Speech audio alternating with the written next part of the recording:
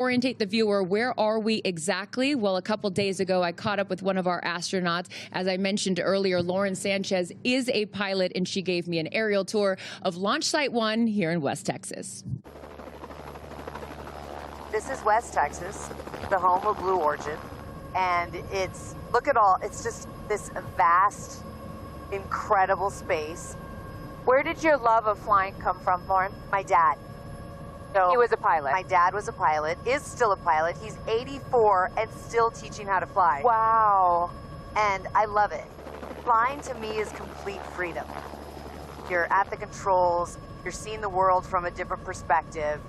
Okay, first look to the left. Okay. That's where the booster is going to land, right on that spot right there. Wow. Isn't that so cool?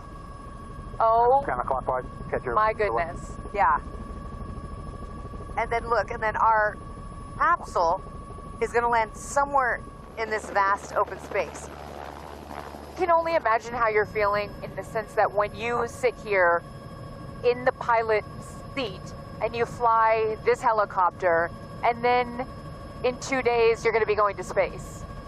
Like that, it just blows my mind. It blows my mind, and I can't believe that we get this opportunity. It's really not about going to space. I think it's about what all of these women are going to bring back, the stories that they're going to be able to tell, the lives that they're going to be able to touch. And also, it's just fun. Yeah. Like, we get to do something that's fun, and I'm really excited about that. Pictures love you. This is where the rocket takes off, by the way. What's really cool about the Blue Origin rocket is that it's hydrogen and oxygen. So guess what the exhaust is?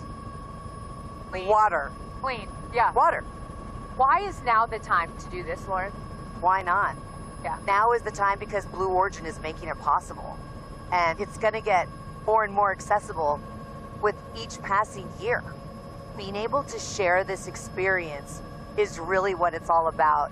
And Aisha, Amanda, Gail, Katy, Kerianne, being able to share it with the kind, generous, powerhouse of women is what makes it all worth it. It really does. Now, as you sit here just a couple days away from going to space, piloting your own helicopter, it says so much about you. Don't know where your dreams are going to take you, but you're here and it's your reality. And it's the most incredible adventure ever, and that's life. It's so impressive that she does that, and while answering my questions for an interview. So we will hear more from Lauren later on in the show. But right now, let's welcome in the fourth member of our broadcast team, Blue Origin's Tabitha Lipkin is over at the Astronaut Training Center. Tabitha, good morning to you. And I know that you got a front row seat there seeing the astronauts as they arrive bright and early today. What is the vibe of the new Shepard crew this morning now that the morning is finally here? Oh, there is so much energy here. In fact, I've already heard happy screams coming from inside the Astronaut Training Center. And these women are feeling all the feels, right? This is a very human emotion to feel energy, excitement, a dash of anxiety as you kind of teeter on the edge of history. But these women are all rock stars in their own fields, whether they are performers, storytellers, advocates, now bound together of this moment in time to space.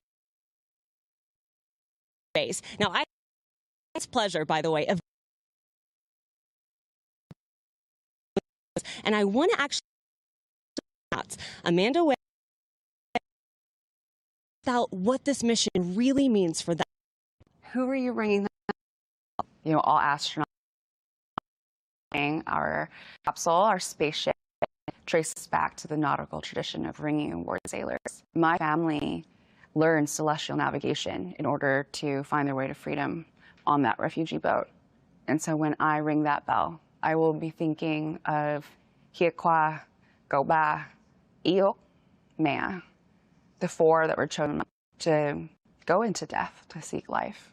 What you think this will mean for women around the world, but also for sexual assault survivors? You know, when I fly, I'm flying, of course, to represent my community. I'm so proud to be the Vietnamese, first Southeast Asian woman, and I'm also proud to be a survivor who is healing.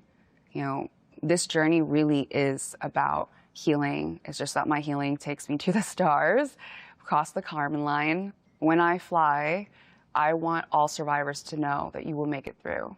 First off, who are you looking forward to once you come down being able to share your experience with? I'm really looking forward to sharing this experience with my mom. Growing up, she was a teacher. She put that on pause to raise her family, and then she was an entrepreneur. And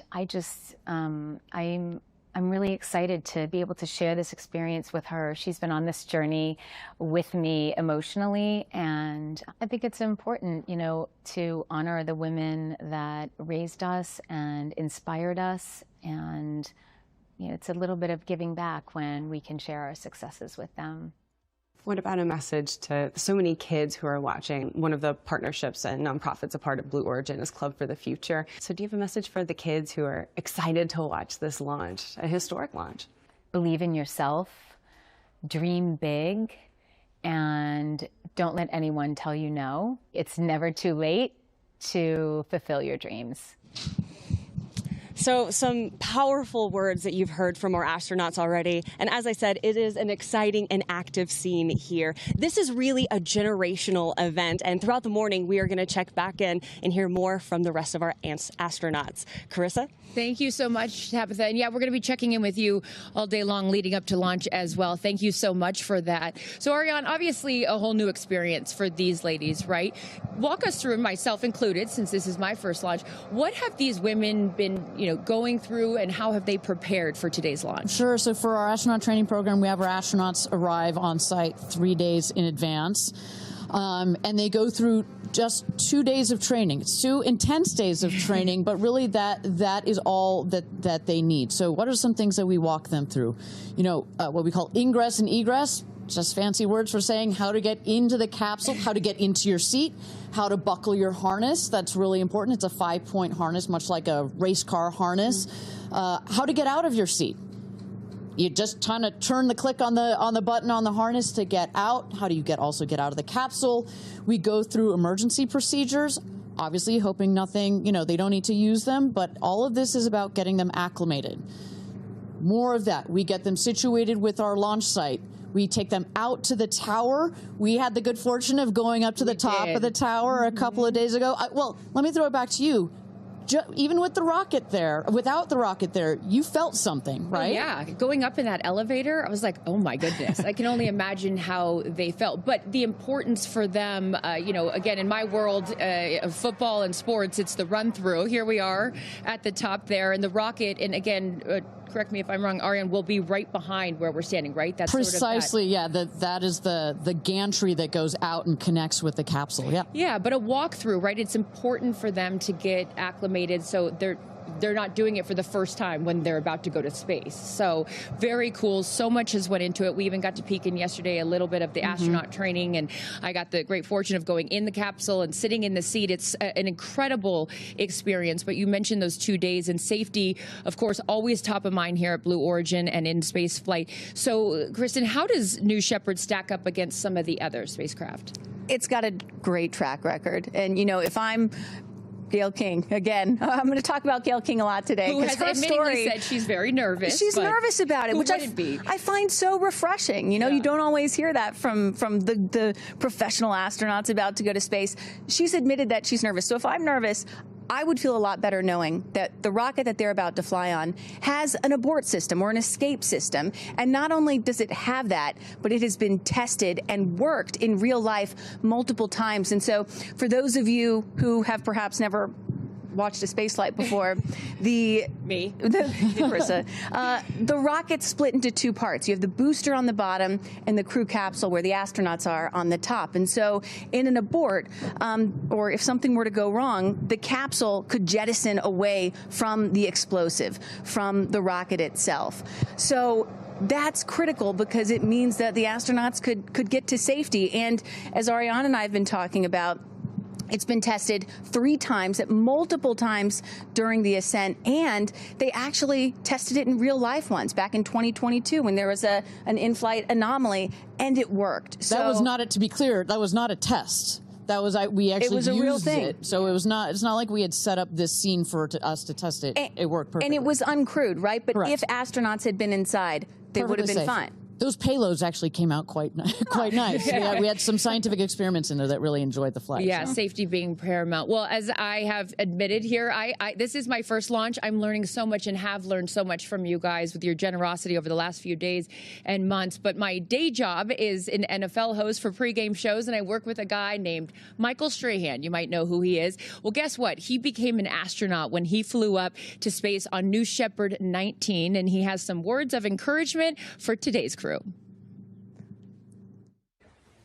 Hey ladies, it's Michael Strahan. I just wanted to say good luck on your amazing flight today. It was life-changing for me. I hope it's life-changing for all of you. Cannot wait to see, because I experienced the joy I know that you're gonna have. I hope you just go up, just take it all in. Enjoy just looking down on the planet. Enjoy being weightless. Enjoy being together. That's the biggest thing, because it's a bond that will last a lifetime. So good luck. Have fun. Looking forward to seeing you when you're back on the ground. Welcome to the Space Crew. This guy, what a guy, as he's at his other job on GMA there in the morning show. But yeah, he can do it all, but a really cool experience. And he came back and had told me after he did that he didn't even know how much he needed it until he did it. A really special thing that these women are about to experience. So Ariane, what are some of the top reasons people tell you that they choose to fly specifically with Blue Origin? So first and foremost, a lot of them come to us saying, this is a dream I've had since I was a child. And they are so ecstatic that finally they have the opportunity to fly, and to fly now. You know, you can, it has taken so long for us to get here, and so now they can actually buy a ticket. I'd say the second thing is we do get those adrenaline junkies who have been like, I've been to the top of Everest, I've been to the bottom of the Mariana Trench, you know, I've flown in a MiG fighter jet, but there is no other way of getting this sensation, both from you're going Mach 3 times the speed of sound, but also you're getting this insane view from up in space. So I'm so like, jealous. I'm glad you. Thank you. You teed me up for the sign up, because guess what? It is as easy. I can't believe I'm about to say this, as scanning a QR code. If you want to go to space, scan that QR code right there on your screen. This is I mean, my goodness. It's like going to a restaurant and, you want to see the menu, or you want to go to space. But here you go. You can join the manifest and book your flight on New Shepard. It is as easy as that. Absolutely incredible. But for those of you just joining us, my name is Carissa Thompson alongside Kristen Fisher and Ariane Cornell, and we will be taking you through the launch of New Shepard 31, Blue Origin's 11th human flight. And in just T-minus an hour and 6 minutes, our crew of 6 women, Aisha Bowe, Kerianne, Flynn, Gayle King, Amanda Nguyen, Katy Perry, and Lauren Sanchez will emerge from right behind me. Now that the sun's up, we can show you. Astronaut training is over my shoulder here. They'll emerge from the door where we saw Tabitha a little bit earlier, and they'll hop into Rivians and drive down what I love, the road to space. Literally and figuratively, New Shepard 31 will take off in an hour and 5 minutes. So right now, we're going to hear from another one of our astronauts, Tabitha Lipkin, caught up with Katy Perry. A big part of your life, of course, is your daughter, Daisy. Yeah. I want to know, does she kind of have a concept of what's happening, or like, what are your feelings around sharing this with her? I mean, she's 4.5, so she's still trying to figure out what day of the week it is. Sure.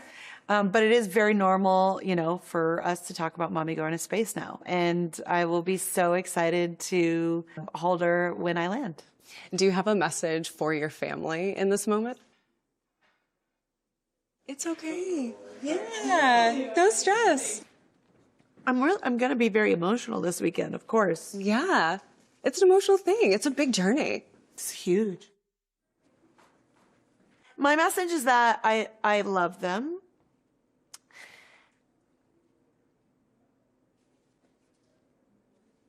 And I can tell. You've got so much love in your heart, and I appreciate you sharing that with me, especially in this moment. Take all the time you want.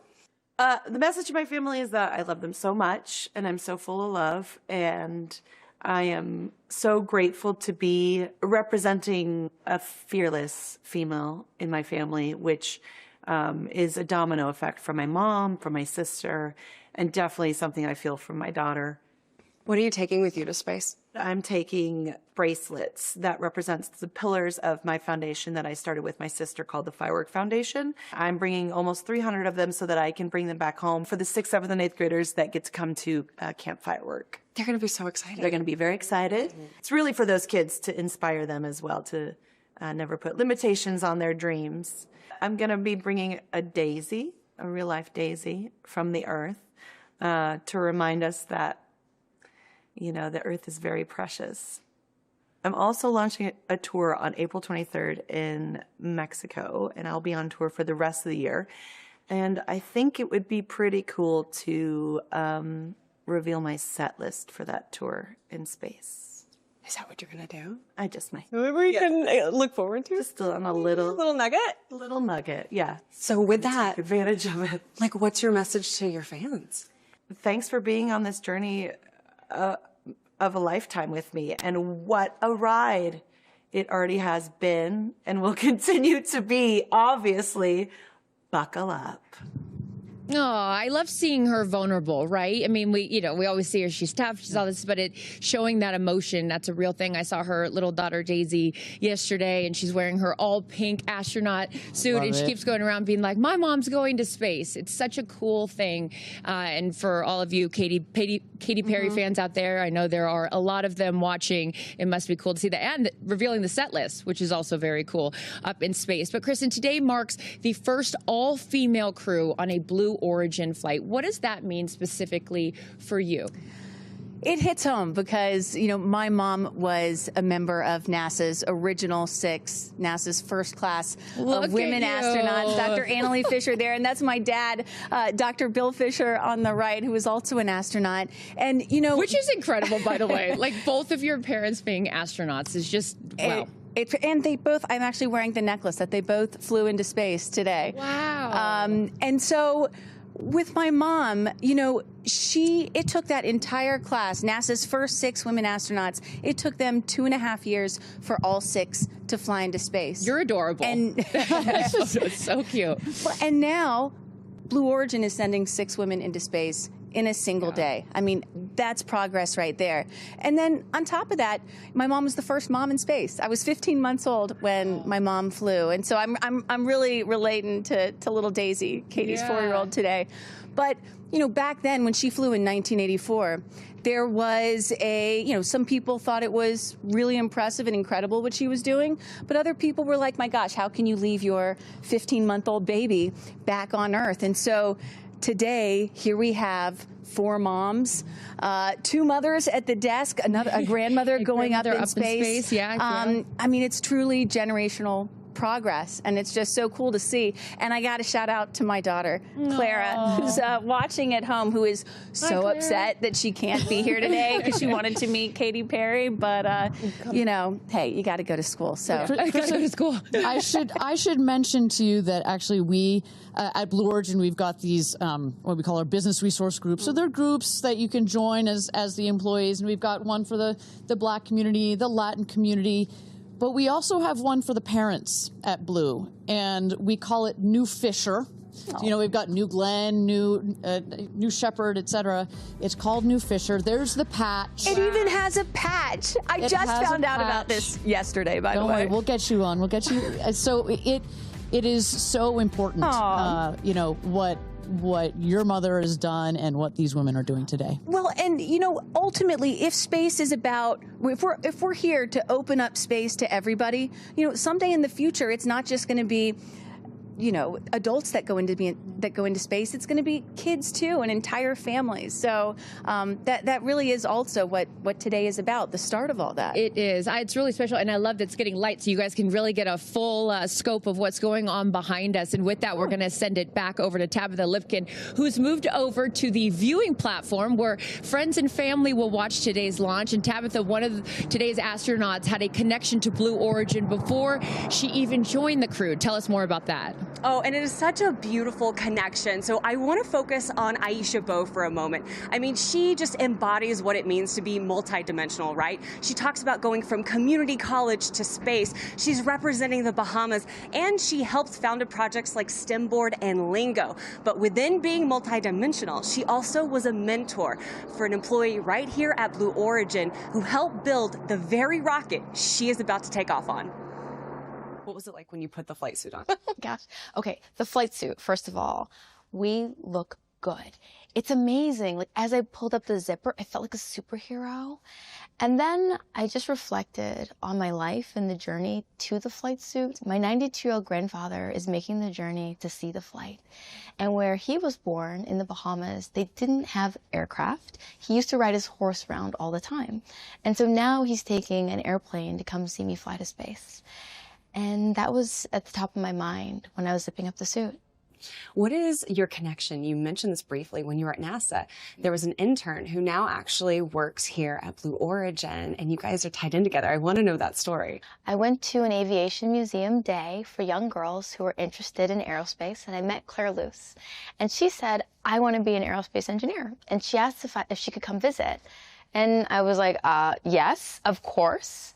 Well, that one day turned into me mentoring her, and that 13-year-old girl became a 16-year-old who had an internship at NASA, who then decided to become an aerospace engineer. And today, Claire is working on the very same rocket engine I'm going to fly on. And so to know that when I step in that rocket, that someone who I've known since she was 13 has had her hand in making sure it's safe means all the world to me. I mean, just an incredible story, right? To have that connection with Claire. And you know, Aisha's also been a big proponent of Club for the Future, which is Blue Origin's nonprofit, where you can get free space-related lessons, but also we're sending postcards to space. And Aisha specifically is sending postcards all the way from India, Kenya, the Bahamas, and all across the United States. Pretty remarkable. Oh, that's such a great story. Thank you, Tabitha. We will check back in with you in just a little bit. But in seat number 1 will be Lauren Sanchez, who has seen her fair share of human flights from the ground. And I had a chance to catch up with her to discuss her flight to space. You know, we talked even years ago about the idea of you guys doing this, and now it's coming to fruition. So take me through that journey, the all-female space crew, sort of, and how we got from the idea to it actually becoming a reality. All-female space crew, can you believe it? Can you believe it? I can't believe it. I mean, it's really, I hear that, and I have so much gratitude that we're able to do this.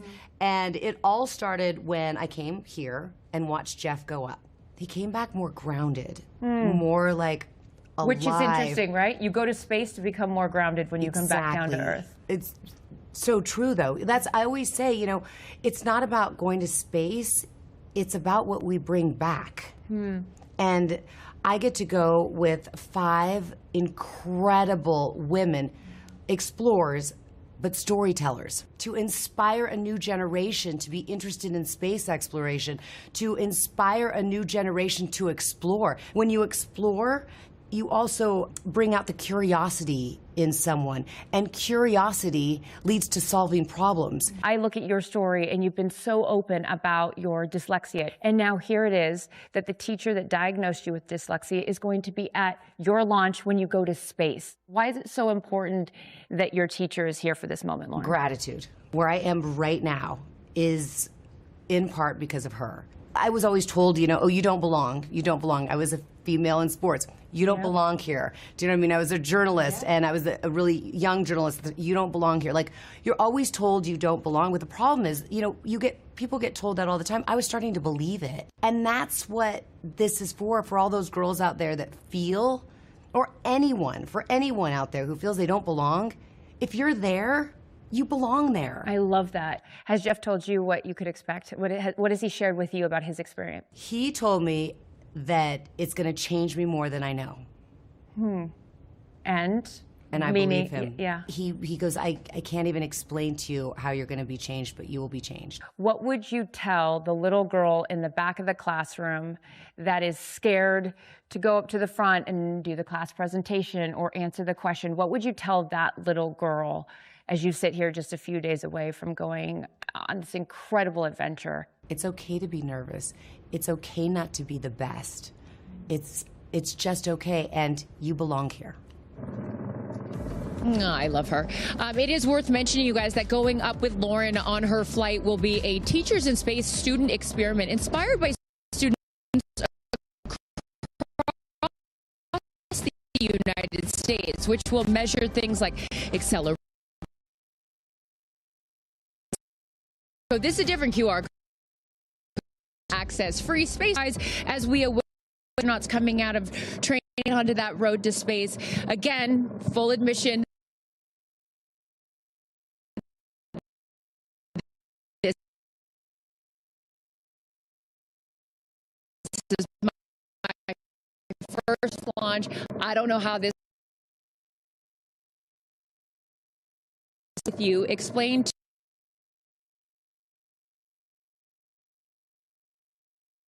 going up in today. What we're going to end time for this mission, only about 10 or 11 minutes. And so it's going to start on the left-hand side of your screen. That is liftoff. Then there are two parts.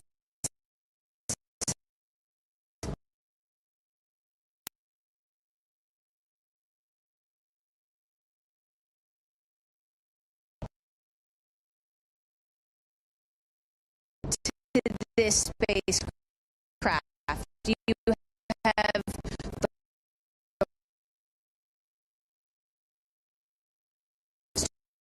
the is going to come back and vertically until just a few years ago, incredibly difficult to do, and then that crew capsule is going to descend with the assist of 3 big parachutes and come down to a nice cushy landing on the desert floor. Again, total make time it sound so 10 to easy. 11 minutes, right? I mean, it's going to happen really fast. It will happen really, really fast. I should note on the booster, so we made history with this new Shepard rocket, not the exact tail that we're flying today, but we were the first organization to ever land a rocket from space and reuse it, and that happened just 2 miles north was the launch pad, 2 miles beyond that was the landing pad where all of that happened. It was really exciting. These women, though, I should say, while it feels, it still is a rocket launch. This thing is going to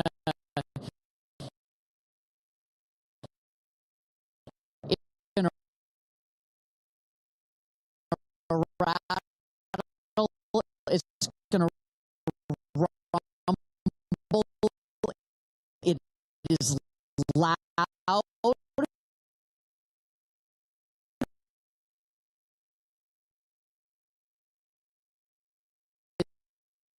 a little bit more since and right there. Now Ariane's next. Sure. So the astronauts, here you see Amanda, Here there's they come. Lauren, Kerianne. So they're going to get, there's Katy. There's Katy and Aisha. So they're all going to get into the Rivians. Look at Gail bouncing up and down. She doesn't look nervous at all. She's ready to go. So they're going to get into the Rivians. They're going to drive just behind us. We can already see the friends and family starting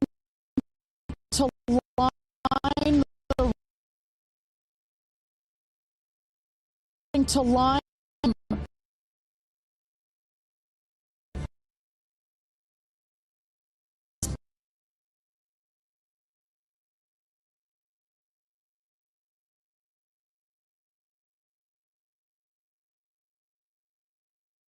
right in front of Katy. Look, she's one of those river one in the foreground, backing up. That is Serenites. And just right now, because we're about to go to go pull for astronaut load, let's take a listen. 7. Moving on, Capcom. Go. Engineering. Go, green board.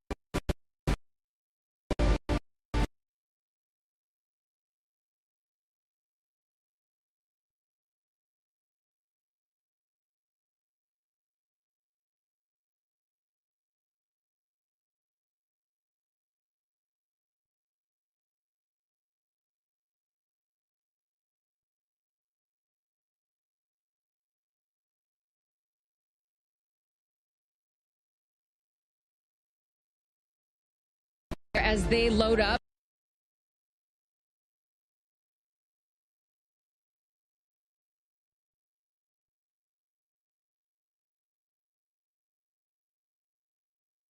Rivian's here road to out there. They will out, take a very quick photo, and then get back in the Rivian.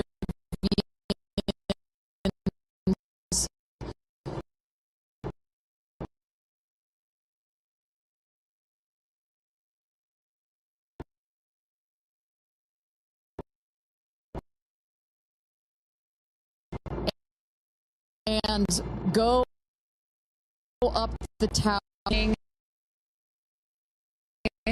How years ago that she happening? It's got to be very exciting for them. Yeah, and Katie's sticking her head out too, going to give a little wave to her daughter Daisy. They're all sticking their heads out the window. It's too bad that all three of them are so shy, you know? Well, and you know, we often talk about how it is oftentimes more difficult for the people who are left behind on Earth, their friends and family, to watch this, to watch your loved one going into space. That's what Lauren said. She said, when I was waiting for Jeff to come back, I was so nervous because, you know, you can't control anything. So seeing her right now, I imagine that emotion, friends and family there to cheer them on as they head out. You know, one of the other nice things about not having to go into orbit for a multi-day mission is you don't have to go in quarantine. Right. You can actually be with your friends and family right up until the moment of launch. Such a good point. For those of you just joining us, Carissa Thompson, Kristen Fisher, Ariane Cornell, and Tabitha Lipkin here for coverage of New Shepard 31, Blue Origin's 11th human flight. You're looking at all the future astronauts, right? We can't call them astronauts yet until they pass that Carmen line. Our crew are all female crew. Yeah, our soon-to-be astronauts. Soon-to-be astronauts as they make their way out to the road to space here in T-minus 46 minutes as we count down here. How does this compare, Ariane and Kristen, having seen so many launches to some of the other ones that you've seen? Well, I think to Kristen's point, you know, this is, you know, for let's say a NASA launch, you know, they have to be quarantined. You kind of wave from afar. The families. This is a parade. Yeah, it's a parade. They're really integrated into this experience because, as you know, as I mentioned, when these people go to space, so often it's, I've been dreaming about doing this since I was a little boy or a little girl, and the family and the friends come along this journey in supporting these people, and so to be able to have them there right up just into the last minutes like this is really important. And we knew when we designed this whole astronaut program that incorporation of the families and the friends was going to be very, very important. Why was it so important? Well, I think among other things, precisely these aren't, you know, these are not people that have trained for years and years and years, right? You not quite as Kristen as your parents. They're not fighter pilots. You've got people that are very normal, you know, like Gayle has been very clear about her emotions and her nervousness. We want them to have the support and the love of their friends and family. And this is a moment that will change their lives forever. It is a moment, getting that chance to see the Earth from space is something that will forever change their perspective. They will come back slightly different people. And so for a moment like that, and here they come. Yeah, as right they're by our stage. right over our shoulder here is our set as we wave to the incredible women here. And each crew named themselves, right, Ariane? So this crew has named themselves the 6 that are taking up space. Good luck! I love it. I love it. Well, I think what's so fun about this, to your previous point about this full experience and getting access to see them and send them off, it has to give them some comfort, right? I mean, you're going to do something that is so out of your comfort zone, that to see and to be around people that you know and that you love on your way out to the road to space is really special.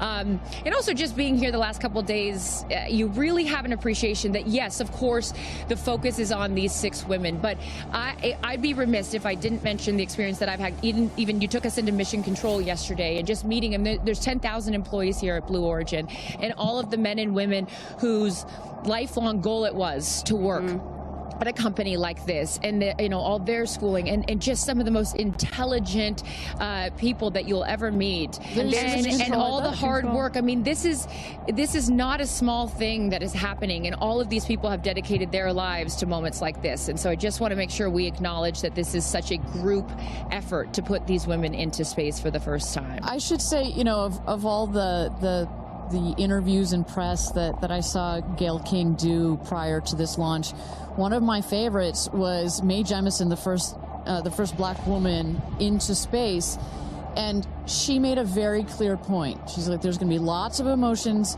on I want to say game day, on launch day. It is game day. On launch day, but as you can see, she's got tears in her eyes already, and just know that you have some of literally the world's most intelligent people that are taking care of you, that are watching this rocket, not just today, that the energy that has been put into this vehicle over the last several years, the several months that have been taken to plan this mission, and in the last final days and hours as we check the vehicle, we only send them out there and only send them up into space when everything is ready. We take this very, very seriously.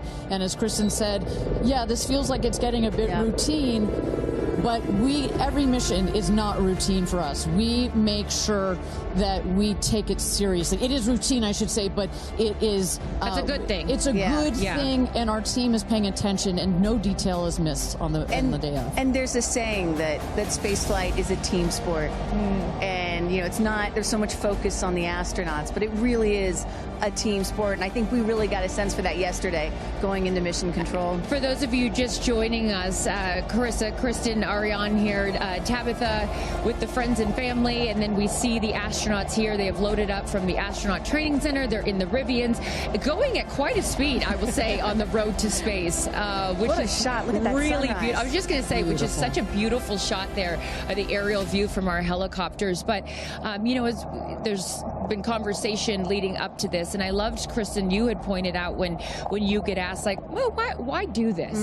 And you had said something that I thought was so interesting. It's like, well, then why travel? You say it more eloquently than I can. There is, of course, criticism, right? Like, why should we care about this? Why should we care about your average person, even though these women are not average? Why should we care about them or celebrities going to space? Or why should we even be going to space, period? And my answer to that is, well, why do we travel? Why go to Paris? Why go to London? Why go to Japan? It's because it does something to you that's different than just looking at a photograph. You experience it in a different way, and it changes your perspective. It makes you a better person. It makes you understand other cultures and civilizations and other people. It makes you have more sympathy, and you hear about the over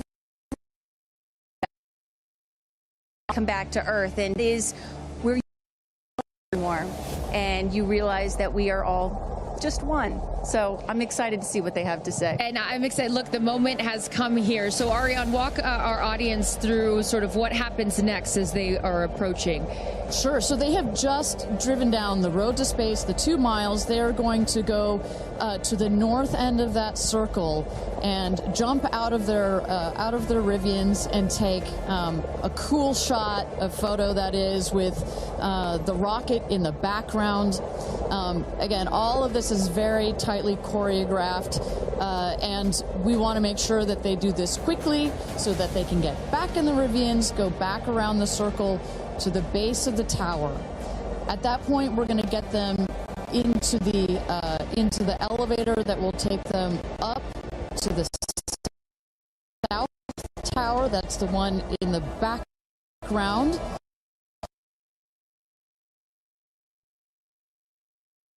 There, our crew, they are ready to load the crew into the capsule itself. This is, safety is paramount at Blue Origin, so we want the minimum number of people out there next to the rocket for the least amount of time.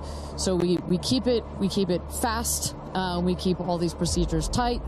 But we got to do a quick photo shoot by the rocket. I mean, so good. It's history, you know? We got to capture that moment. And again, for those of you just joining us, this is something that I was not aware of. That beautiful rocket right there, New Shepard, didn't come out until this morning, right? So explain a little bit more for those people that are just tuning in, sort of how the setup works. Sure, that is correct. So at about 2 o'clock this morning Central Time, we rolled the vehicle out there you see on the truck. With the capsule already what we call mated to the rocket. You'll see here in a moment the rocket, it goes very slowly, just want to make sure we take care of our baby as well. Goes out there, the truck will turn the vehicle vertical, and at that point we connect all the pipes and the hoses to the vehicle, and we start loading the vehicle with propellant. Right there, it's empty. That's for safety and security reasons. That's also, it makes it easier to turn vertical. We'll load the vehicle with propellants all the way up to the last moment. We put in there, you heard it earlier in our webcast, liquid hydrogen and liquid oxygen. Those are the two propellants that fire into what we call our BE3 engine, our Blue Engine 3. And our team in Mission Control from that point on has got their eyes glued to their monitors to make sure that the propellants in the tank stay within bounds, within temperature bounds, within pressure bounds. As they make their way here onto, they'll take the elevator, right? They won't take the stairs. That is correct. Yeah. So we just inserted the elevator relatively recently. It makes it a little bit more comfortable as you're going up to the top of the tower. You know, we're at about 3,000 feet above ground level in altitude up here in a dry, dusty desert. We just want to make it a little bit easier for them. And it's worth noting, too, so the 6 women are headed up. We saw Jeff is with them as well, but also crew member 7. Explain to those at home who crew member 7 is. Right. It's like, well, if you don't mind, I'm going to use a football reference Please for you, do. Aaron. And we come, I called you Aaron like your girl. Sorry. Oh, my goodness. I know. Oh, my goodness. So it's like the 12th man. There's 6 crew members that are going obviously in the capsule, but nobody from Blue Origin will be in the capsule. It'll be the crew member 7 that has been training them. We saw Sarah Knights as the second driver in addition to Jeff Bezos. And then, a little confusing, we've got a second crew member 7 who is going to be on Capcom, or capsule communicator. Today, her name is Laura Stiles. She will be the person that is in our astronauts' ears, communicating with them, making sure everything's going okay, also telling them, hey, this is when you can unbuckle, and this is when you can... That's her right there. That's Sarah Knights right there, exactly. And now we are looking at what? So now the crew, as well as you see Jeff Bezos there, have gone into the safety shelter, and we're gonna wait there. You see Sarah Knights on the right. She's gonna just communicate with the Blue Origin team that is at the other tower just next to the rocket to make sure that everything is set and sorted for them to do their final load. This happens very shortly here. We clock it at about T-minus 35 minutes, but we'll only do it when we're ready. And in case some of you are wondering what a safety room is or why it's there, it's, again, what Ariane was talking about. You want to keep these astronauts as safe as possible for as long as possible. Of course, they'll be safe when they actually get in the rocket, but just in case anything were to go wrong, we had the chance to go inside this room a few days ago, and it is, I mean, is it a bomb-proof room? Do you want to say that? I mean, it is. It is. Yeah, and you feel it when you're in there. You're like, oh gosh, now This it is feels real. Yeah.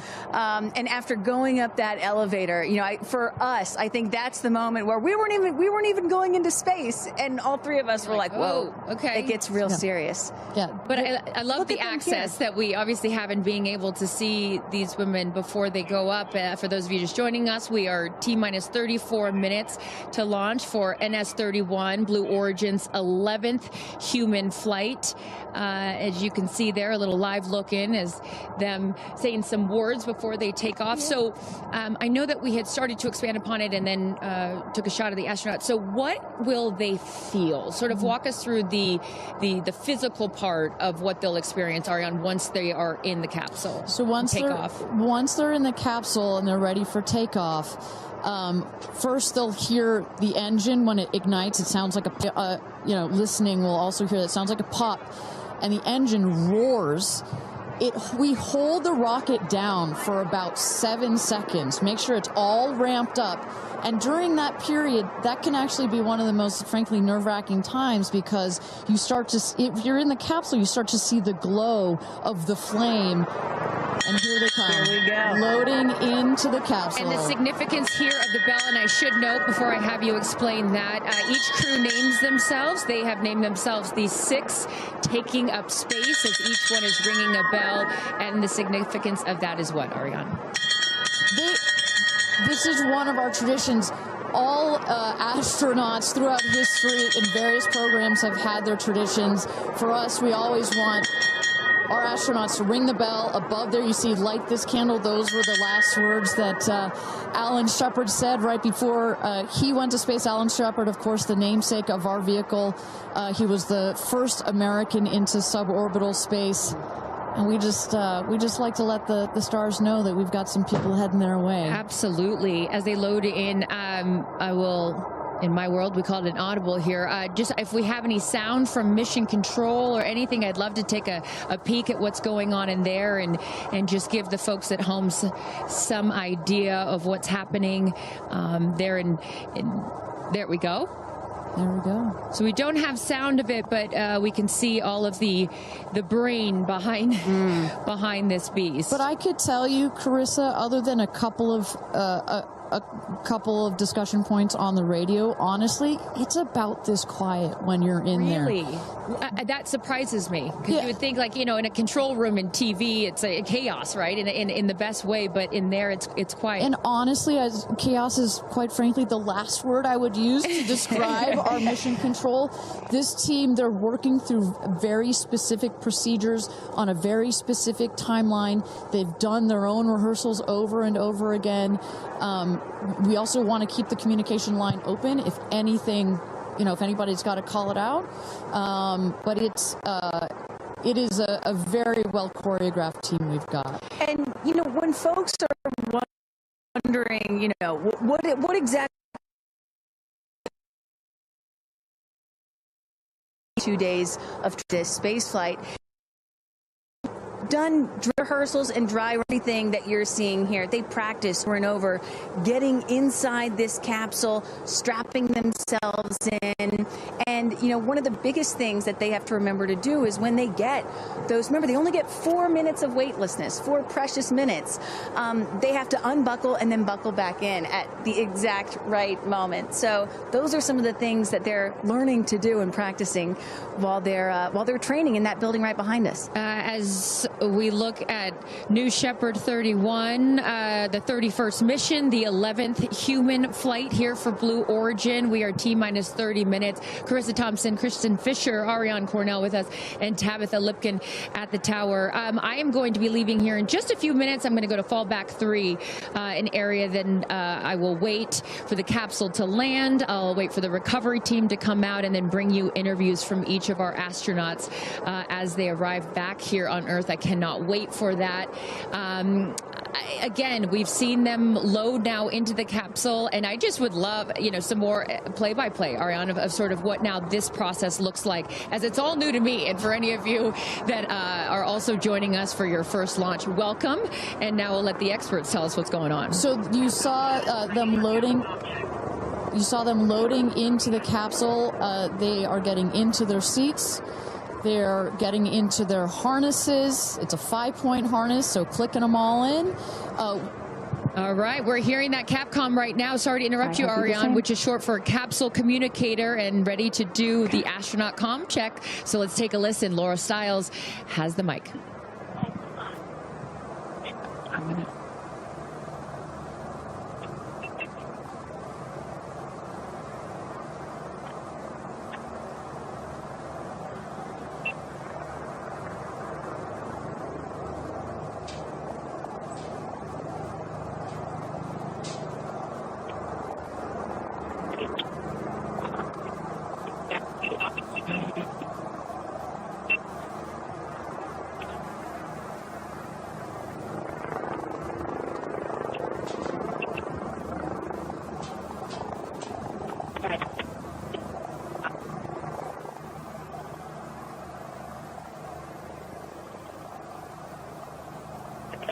Gail looks great.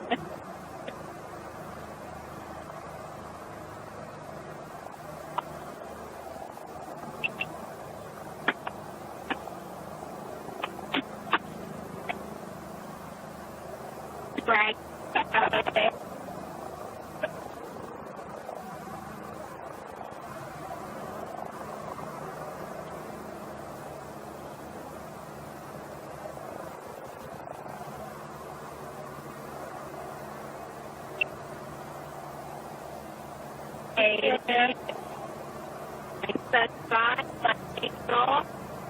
Right.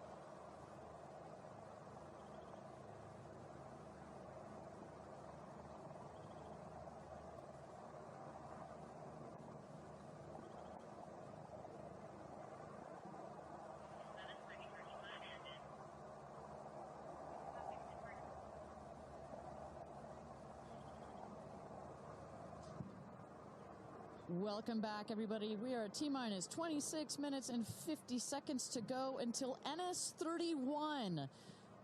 Blue Origin's 31st mission for our New Shepard rocket, our 11th human flight. I'm Ariane Cornell here with Kristen Fisher at the desk. Carissa Thompson has left to get into place for her viewing spot for the launch.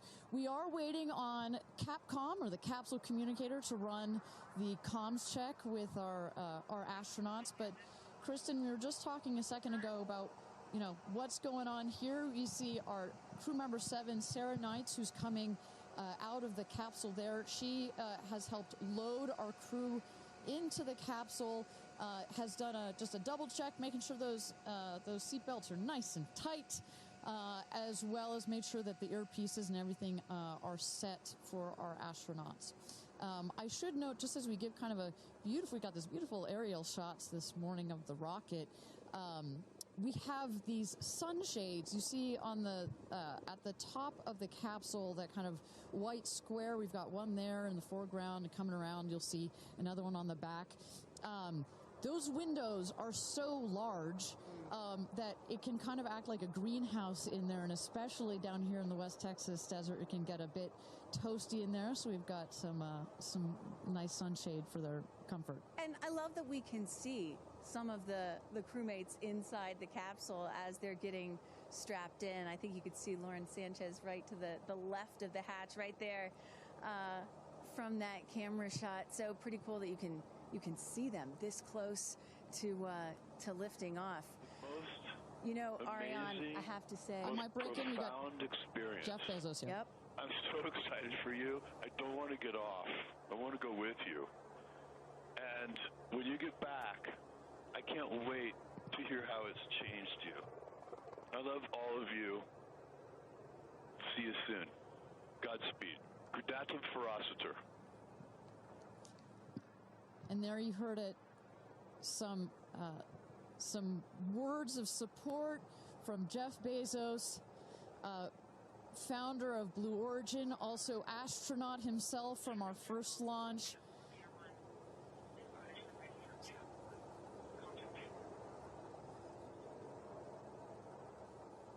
So, of course, Lauren Sanchez is Jeff's fiance, one of her supporters. Who, as we mentioned before, we've got lots of friends and family that are supporting the rest of the astronauts here. They are out at the viewing tower. Let's turn it over to Tabitha. Tabitha, have you had a chance to chat with some of the family members out there? You know, a lot of friends and family have come out here, and it is an exciting vibe. I am standing by with two women who production. And Chris, I have to start with you. What is it like to be here, and what brought you all the way out here to this launch?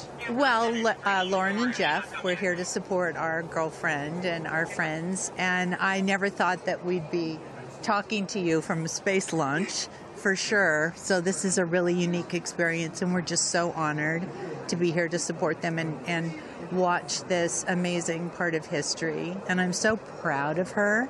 And I just feel like all of the female astronauts that are going to go up today. It's such a big day in history, and it's so empowering, especially my daughter is 7, and just to see something like this. And I mean, somebody said their grandfather was here that's 92, then they didn't even have transportation back then the way that we do now, and now they're going to space. It's pretty amazing. That's Aisha's grandfather. 92 came all the way here. That's where the story, I was like, I heard this story, and you know, he had no airplanes, nothing back in his day. Now he's seeing his granddaughter go into space. That's a beautiful thing. Really incredible. And how does it feel also to be able to share this with multi-generations within your family? It's really something. It's just Kim keeps writing us because she was supposed to be here with us, and she's studying for law school, so she had a big test that she had to take. Again, something I'm very proud of, but she just keeps calling, going, I have such FOMO, tell me every minute of it. So it's very inspirational, and just super proud of the girls, every one of them. And it's a very brave thing to do, and I think it also just says something, like Chloe said, to my 13 grandchildren.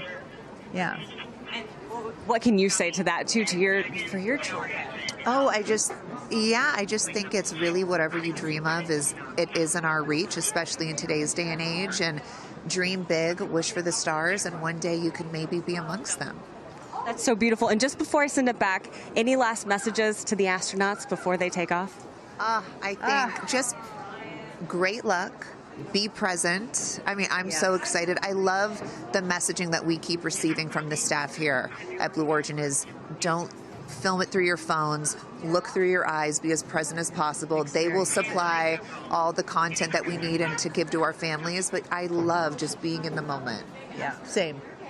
And we're gonna excited. Yeah, we're so excited. We're going to be in the moment too here. We're going to send it back to you guys at the desk, and we're going to start watching. Love you, ladies. Good luck. Bye. We had no idea that Chris and Chloe were going to be here, and we're about to be interviewed by Tabitha. So that was a nice little treat. They sure looked the part, you know. Oh, they're ready for their day out here in Texas. I love it. Yeah, and you know, for those of you watching, we're really in the middle of the desert. We're a solid 2-hour drive from El Paso. And as you were saying yesterday, Ariane, you know, you really get the sense like you start in El Paso, and the more you get out here, you do start to feel like you're on another planet. I mean, it's got quite a moonscape, Marscape vibe. And our guests that are here today, as we just saw in Chris and Chloe, are dressing the part. Well, so let's bring it back to the real stars of the show, our astronauts.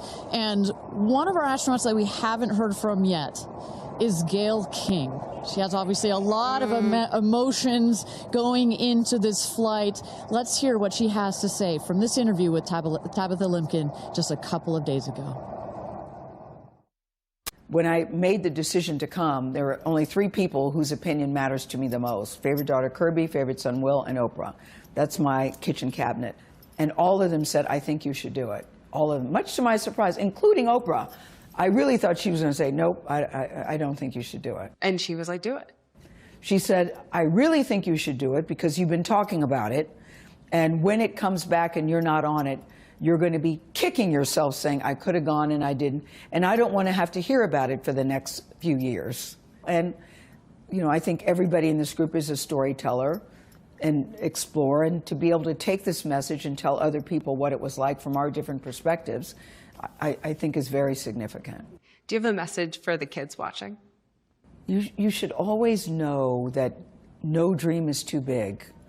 You know, we have someone, Aisha, who was told when she was a kid, your dreams are too big, you need to dream smaller. No child should ever be told that. And so I want people to know no dream is too big. And also, LL Cool J said this to me once, dreams don't have deadlines. Isn't that good? That is real good. Dreams don't have deadlines. I've never forgotten that he said that, and I believe that as well. What are you taking up with you? Oh, I have a bunch of stuff. I have Luca. I wanted one of his favorite toys, so I have a Sesame Street character called Tamir.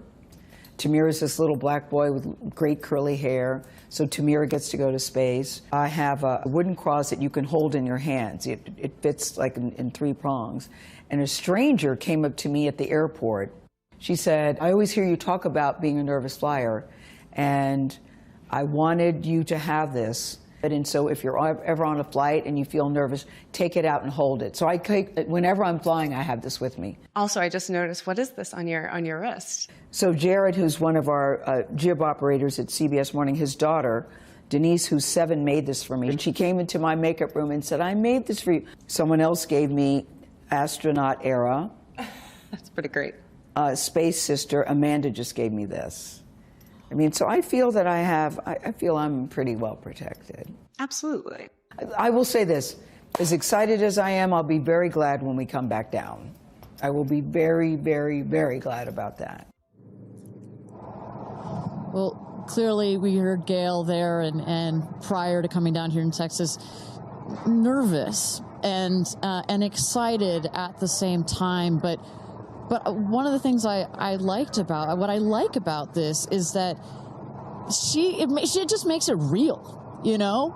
Regardless of who you are, this is a nerve-wracking experience, and the fact that she's so authentic about it, but also, more so, she is stepping so far out of her comfort zone.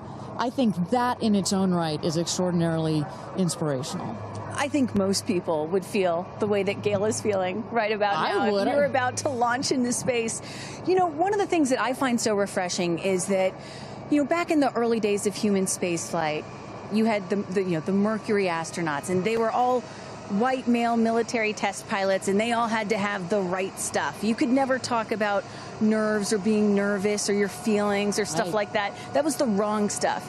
But now, in 2025, it is the right stuff to be like Gayle King and talk about those concerns and fears and excitement that you have before launching into space like that. And that really shows you just how much the human spaceflight experience has changed over the last half century or so. And that really is what today is all about. I know there are some people watching this or who have heard about this who are thinking, why should I care about people going into space, you know? Katy Perry, a famous pop star. Why should I care about that? And the reason is, it's missions like this that really begin the process of opening up space to everyone, for all of humanity. That's what today is about. And I think we have to, it's not just about today. Today is very, very important, but I think also one of the reasons that I love working at Blue Origin is we think in very long time scales. Right? I honestly feel like I'm working at a company that will be here in at least 100 years. And that's how we think about spaceflight. Oh my gosh, look at that cute little kid. She is ready to go to space too. Aww. I absolutely adore that. But we need to be here precisely for kids like that. You cannot, I'm a firm believer that you cannot be it if you can't see it. And that's what this flight is for. It's about inspiring women. Oh, look, talk about inspirational women. Several female astronauts in that group right there. How many astronauts do we have there? I see 4 or 5? At least 4 or 5 and counting.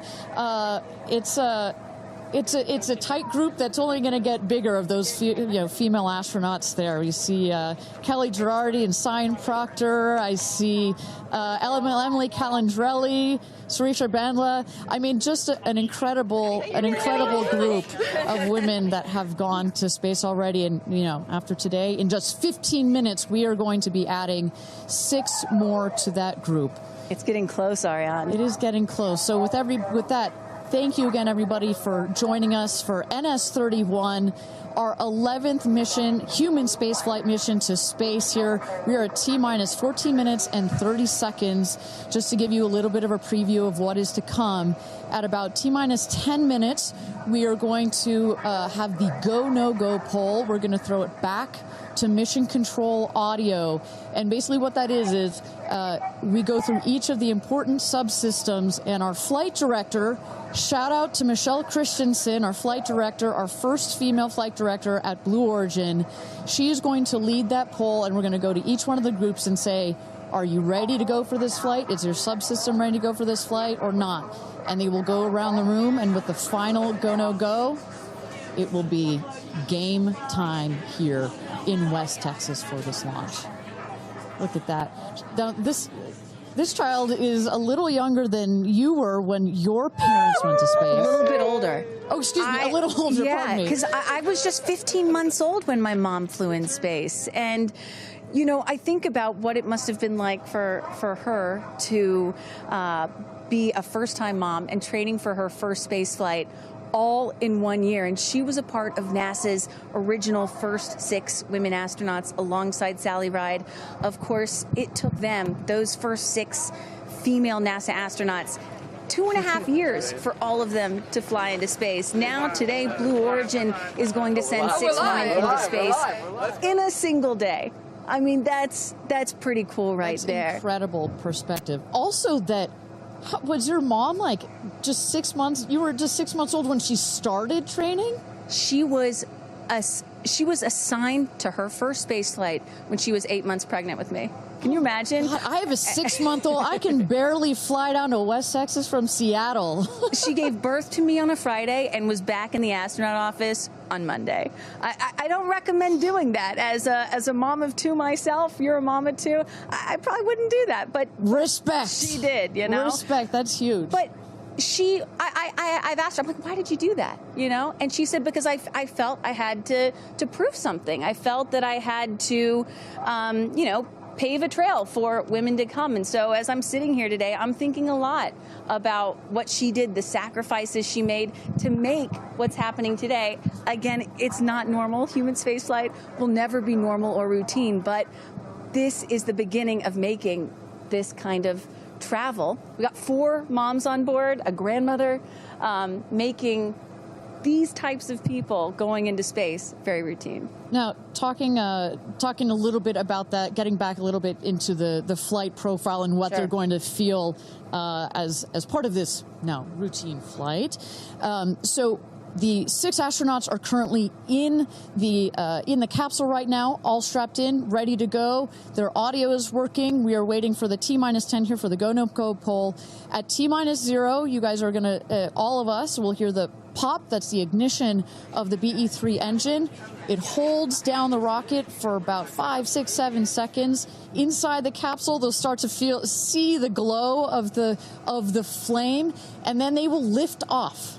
They will take off. They are in a somewhat reclined seat, and they'll start to feel the G-forces on their body. And so kind of like sitting in a car that's accelerating, it pushes you back against the seat. That's the same here, except they're going up. They will accelerate to they'll have 3 Gs. So here on Earth, we're at 1 G.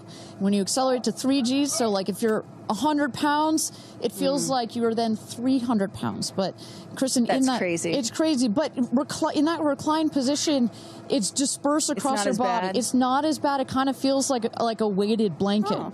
And then it nice eases and cozy. up. It's nice and cozy as it gets nice and dark. I'll take a weighted blanket right about now. But they're not. Don't worry, it's going to get nice and dark, but there's no sleeping on this. They are going to have the most incredible view out of those windows. The capsule will separate from the booster. That's when they're going to feel weightlessness. They'll get the about 4 minutes to unbuckle, enjoy the weightlessness, enjoy the insane views out of those windows. They'll buckle back in, come back through the atmosphere. That's actually when they're going to have the peak G-forces. They peak at about 5 Gs. Which is kind of counterintuitive. You wouldn't think that you would feel the max G-forces on the descent, but that's when you do. But that's when you do, and it's kind of like, because you're coming back through the atmosphere, right? It's thin up there. You come back through the atmosphere. It's thick. It's kind of like diving into a pool. It kind of goes whoosh against you at 5 Gs, but then it eases back up, and we deploy the parachutes, and they come floating down at about 10 to 15 miles per hour for a nice soft landing here in the desert. At the last second, there's an air cushion that comes Capsule. out. Go. Booster. Here's gonna go, Paul. Go. Ground. Go. Inco. Go. Safety. Go. Capcom. Go. Engineering. Go. This is the flight director. New Shepard is go for launch. Booster, commence terminal count. Protocol flight. Yeah, baby. Go for launch. My favorite words. It's getting real. T-minus 8 minutes and 51 seconds. Until our 11th human space flight, the first all-female crew flight to space. All 6 of our astronauts are loaded in the capsule, waiting for just 8 minutes and 30 seconds to go here. Now, Kristen, we just kind of walked through the flight profile, what it's going to feel like for our astronauts. Oh, we got Carissa up on the tower to chat with more friends and family. Carissa, who you got out there? I don't need to introduce the incredible woman. I don't need to introduce the incredible woman next to me, who is a ray of sunshine. Oprah, you are wearing yellow because Gayle's call sign is sunshine. Yes, right. And all of us, the whole family is wearing yellow today. And I, you know, we've been friends. It'll be 50 years next year. We've been friends since we were 21 and 22. And I have never been more proud of my friend than today.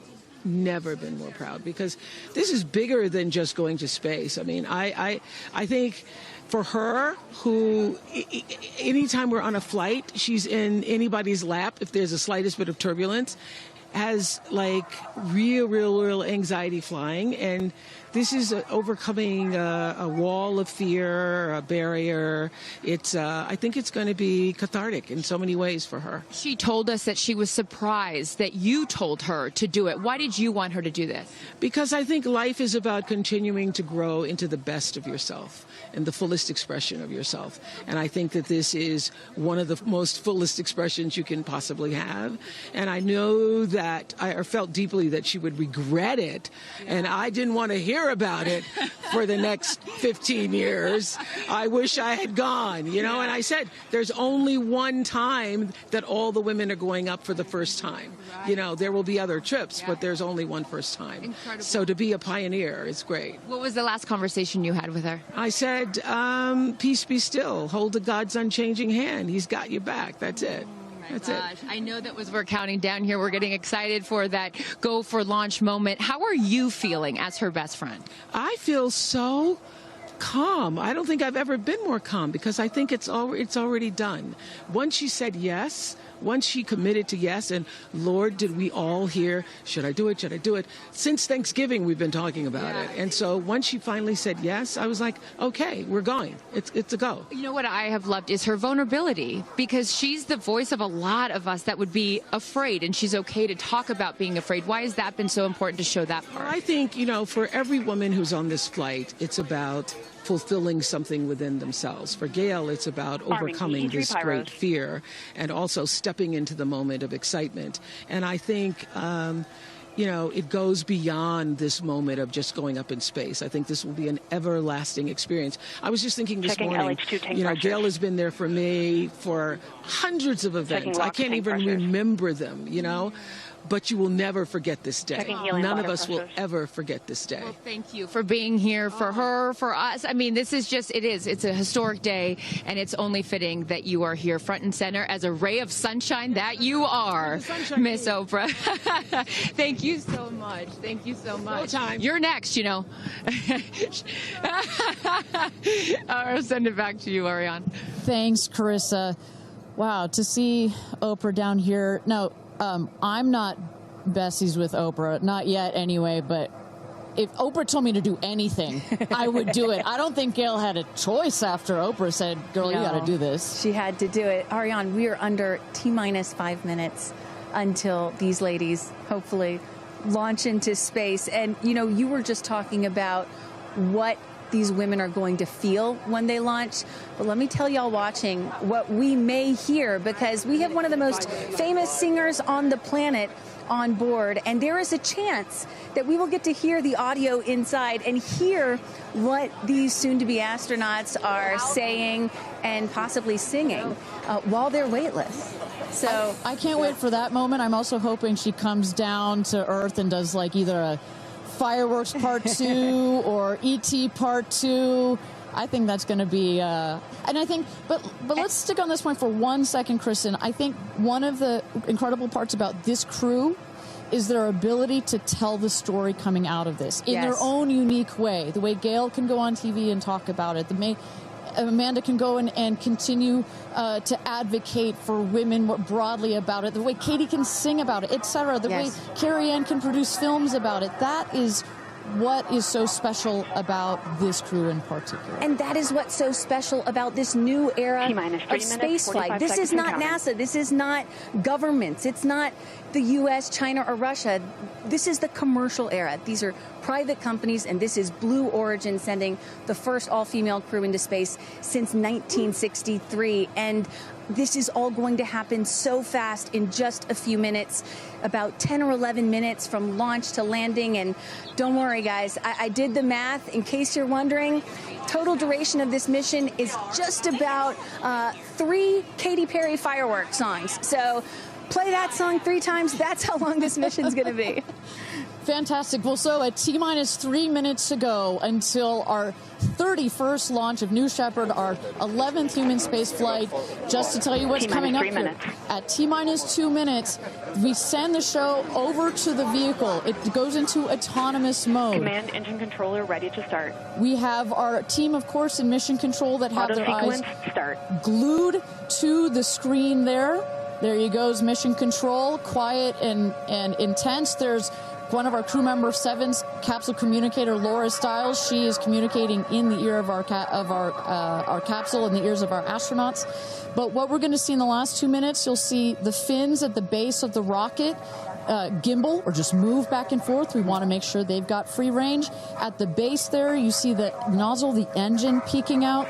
The engine as well is going to gimbal, going to move. Both in conjunction together, those two Pressing systems. propellant tanks to flight pressures. Those two systems guide the rocket. And when you are out there at this moment, this rocket feels like it is alive. It feels like it is a living, breathing, hissing thing, right? And there's the gantry pulling back from the rocket. T-minus 2 minutes and counting. Transition to onboard hydraulic pumps. And this right here is the moment that they've been training for. 2 days, becoming a crew, becoming a team. After you go through an experience like this, it's more than a team. It's almost like a family. You are so tight to go through something as intense as this. Executing aft fin built-in test. And everything looking really good, Ariane. So far from mission control, everything is clean and green for this launch. T-minus 1 minute to go here.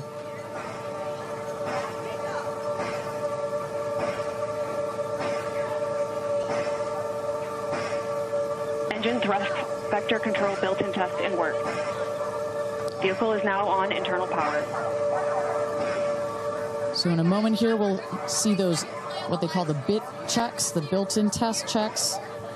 As you mentioned, Kristen, inside the capsule, you know, as you said, this is like a bridled beast. This thing wants to take off. Switch to onboard helium. Here we go. Good luck and Godspeed, ladies. We're cheering you on from Let's planet launch Earth. this Thrust rocket. termination system is armed. Whew. T-minus 22 seconds and counting.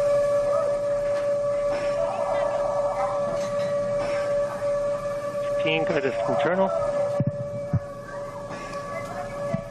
T-minus 10, 9, 8, 7, 6, 5, 4, command engine start, 2, 1, ignition.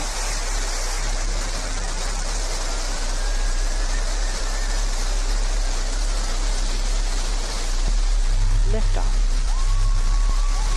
New Shepard has cleared the tower.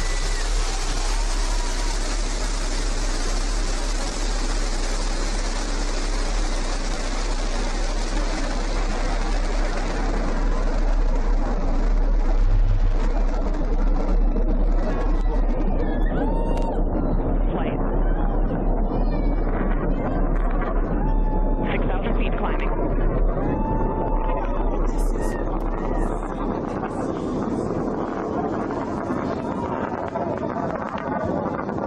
Begin throttle down for Q limiting. Engine response looks good.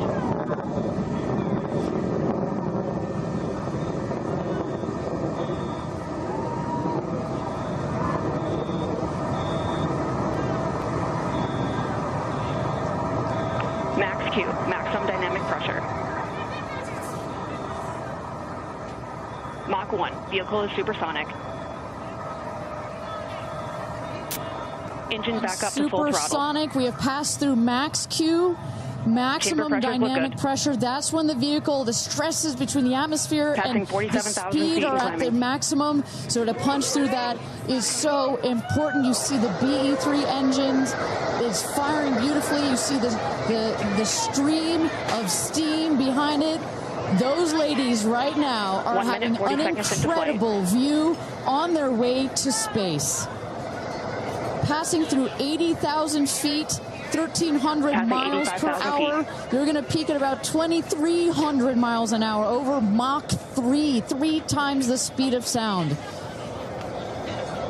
Shortly coming up, we'll have MECO, main engine cutoff. We will turn off the engine, but the two craft, the capsule and the booster, will continue their ascent to space. Stand by, MECO.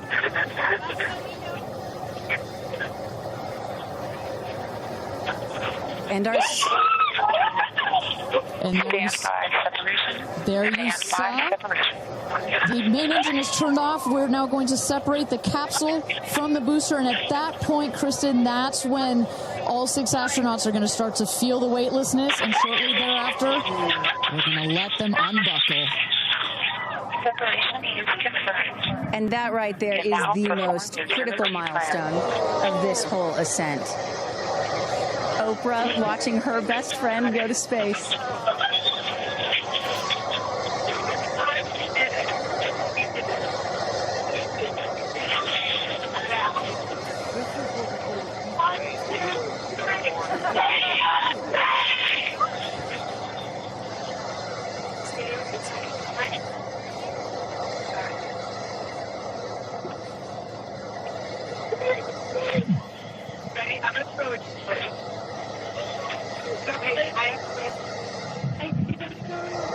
And the two craft is separated.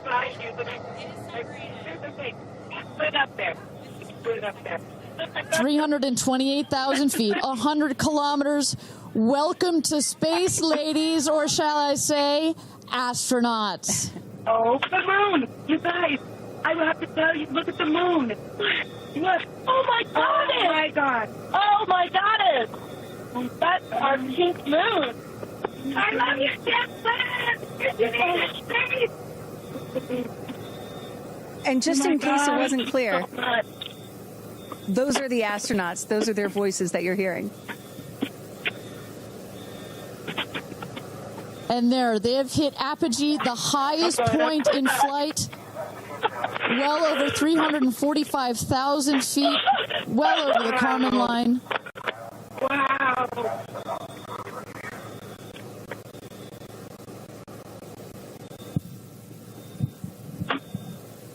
And at this moment, the astronauts have unstrapped from their seats. They are floating. They are weightless. They are experiencing zero-G for the very first time in their lives. And Katy Perry did say that she was going to sing in space. I'm waiting for it. Waiting for it. 1 minute warning. 1 minute warning. So that is Capcom indicating a 1 minute warning for our astronauts to take in those last views before they get buckled back into their seats.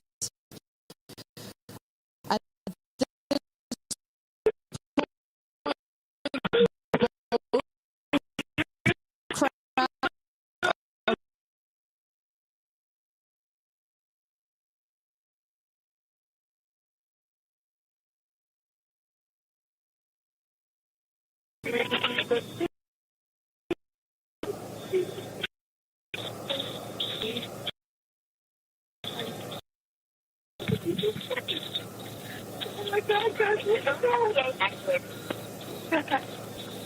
wow, so peaceful up here.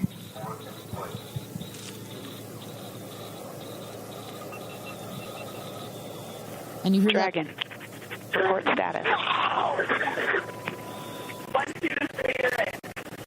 Copy.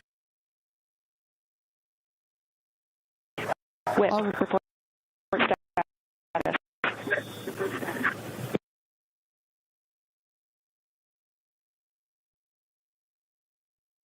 And a great, all astronauts are back. That is the rocket that is screaming back around the capsule to its landing spot just 2 miles north of where it's taken off from. At the top of the rocket, you see a couple of fins that are popped out. Those are to stabilize the rocket as it comes into land. Shortly thereafter, you will see the drag brakes that deploy that will cut the speed of the rocket in half. And then in the last moments, and there it is. We can see it from the stage. There comes the rocket down. It's going to relight its engine. We're going to also see a sonic boom. We're going to hear that shortly here. And remember, this is something that had never been done before until just a few years ago. Truly the stuff of science fiction that you're about to watch in just seconds. Drag there we brakes. go. Woo! Engine relight.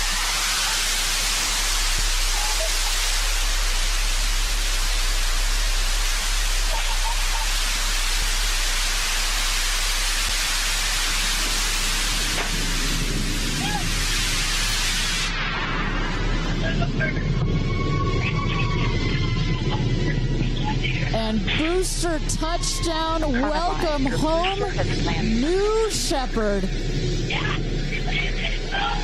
Picture perfect landing right there. Picture perfect landing. Right on target. You see that dust kind of creates this dramatic cloud that reveals the beautiful rocket that has just taken these ladies up to space and back. And I love the echo across the mountains. Is that what I was hearing there? That's what nice you were hearing. You heard the sonic boom, then you heard the engine relight, and all of that reverberates in this big, beautiful valley in West Texas. Stand by drogues. Stand by drogues. All right, shortly here we're waiting to see the drogue parachutes deploy from the crew capsule. Those are like the guide parachutes. There go the drogue parachutes. Just free falling right there until those drogues came out. And then next will be the main parachutes that get pulled out. Hear that screaming inside the capsule? And all three parachutes reefing, and they will slowly inflate, slowing the capsule to a nice, smooth 10, 15 miles an hour. They are cruising back home. 3 good parachutes.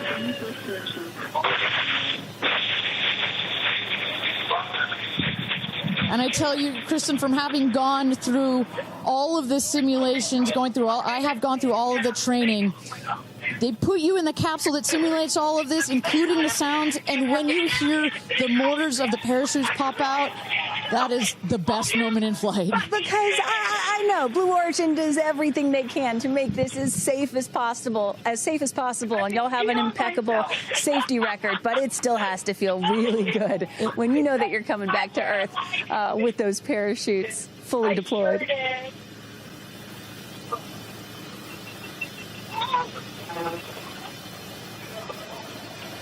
And we can see the capsule just over our shoulder here Going to be landing north and east of the launch pad, coming down softly and beautifully. 500 feet.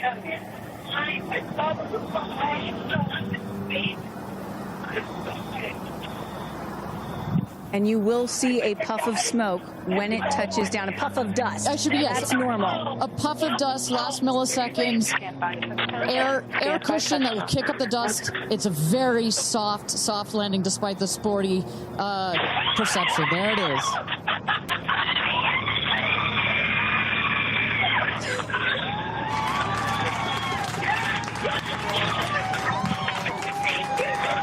Touchdown. Congratulations and welcome back to Earth. Do status check. Double shot. Kristen, just some incredible images there. The capsule. Copy. Welcome back. And nice. Let's wait for aisha just a moment here. Make sure they're doing health checks in. Beautiful.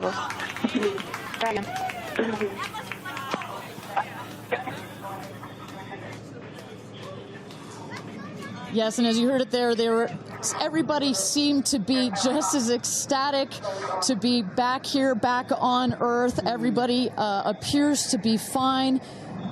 Beautiful shot there of the capsule down in the desert. As we were just saying, it looks like a tough landing, right, but it is an air cushion in the last milliseconds that just makes it even softer.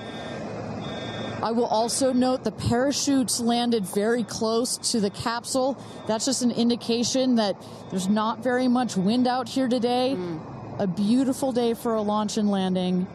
A beautiful day to add 6 more names to the roster of astronauts that have been over the Kármán line into space.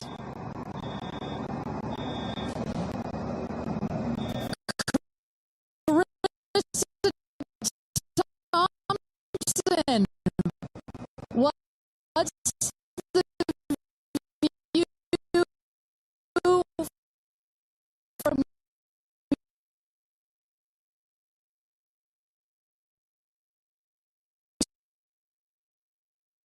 It's you guys as with Orlando Bloom as jump in the car to go pretty and only imagine how these astronauts, now that we can officially deem them astronauts, are going to feel. I can't wait to get their reaction. We are headed out there now. I will check back in with you as soon as I have them.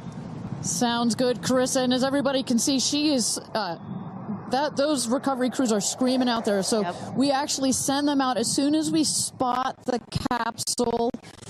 And there's little Rose, Katie's daughter, who is just Daisy, excuse me, who is just seeing her mother go to space and come back. I'm sure she cannot wait to say hello. So, but as I was mentioning, the recovery crew is heading out there. We send them out as soon as we can see the crew capsule and spot the crew capsule descending. There will be at least 2 trucks that go out there. What you'll see is they will come around the capsule. We also have crew member 7 who's in there. She will run out, go around to each window, make sure that each astronaut is fine, and the recovery crews will safe the capsule before we exit the astronauts. You know, it's hard to pick a favorite moment, right? Launch, landing, it's all good. But the moment coming up might be my absolute favorite, right?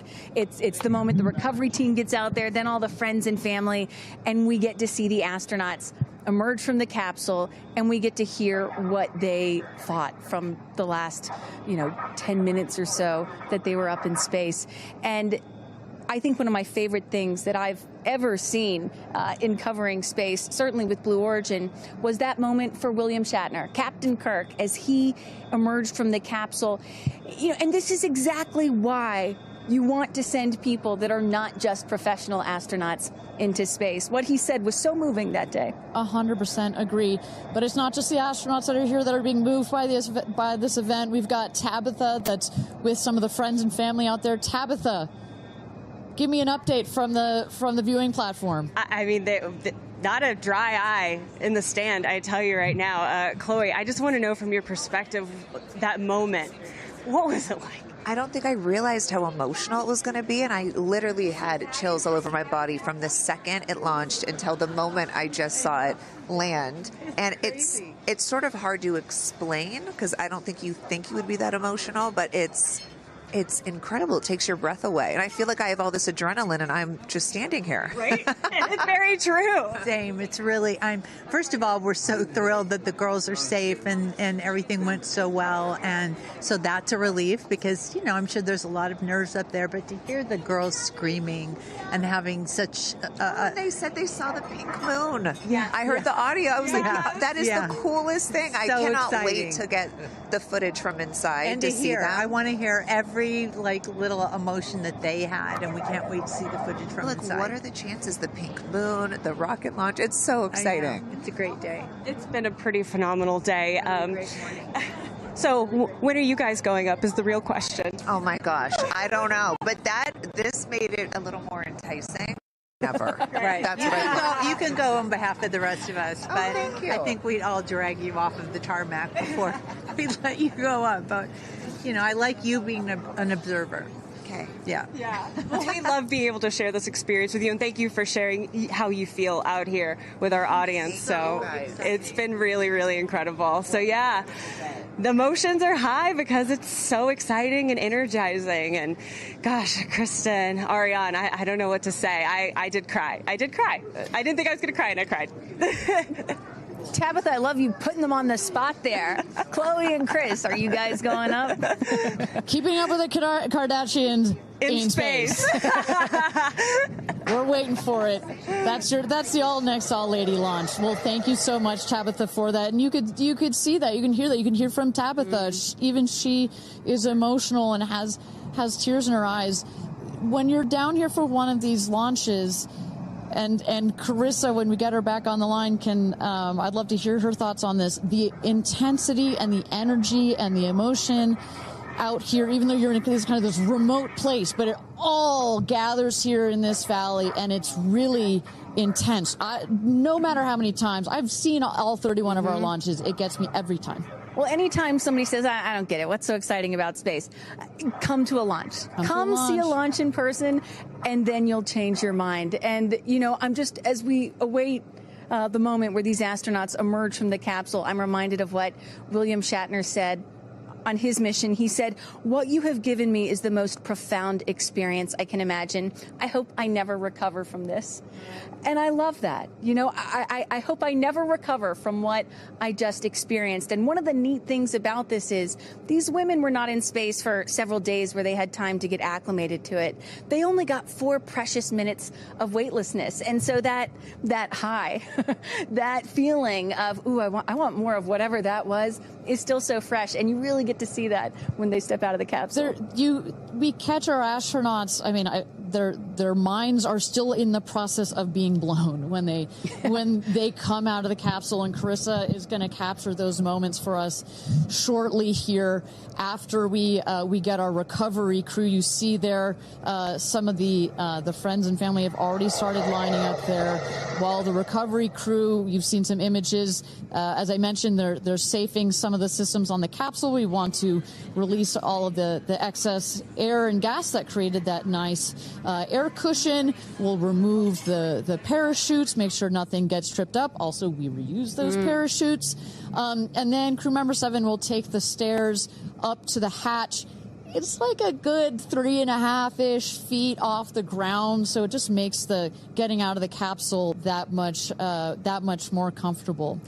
Crew member 7, last but not least, crew member 7 will open the hatch, and we'll get to see one by one as these lady astronauts now exit the capsule.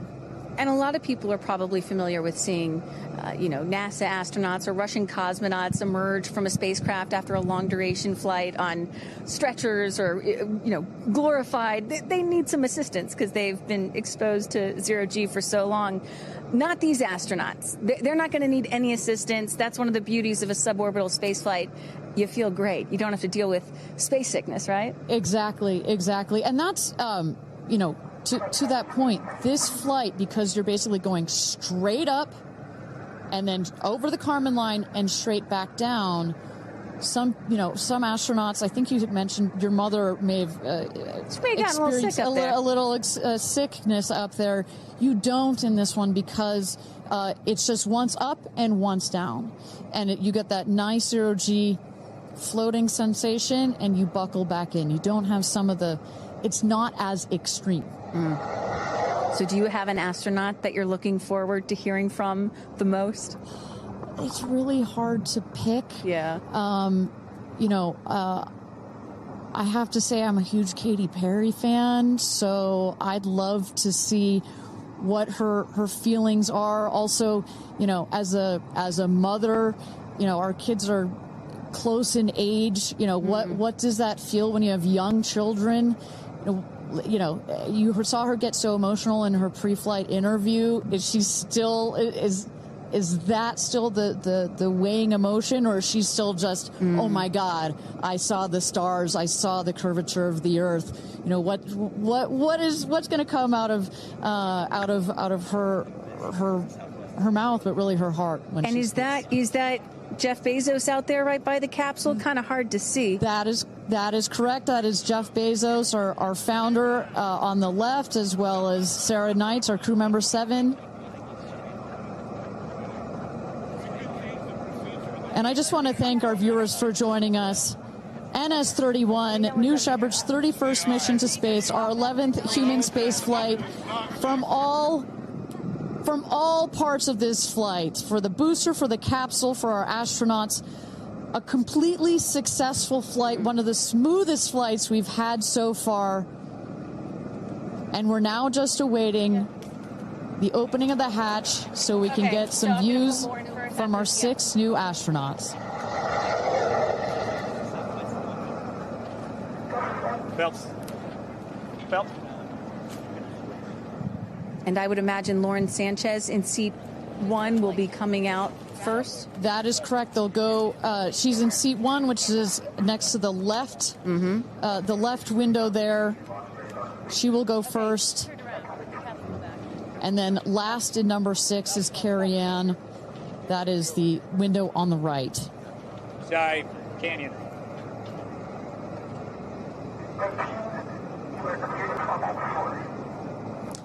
You see those vans arriving. Those are friends and family.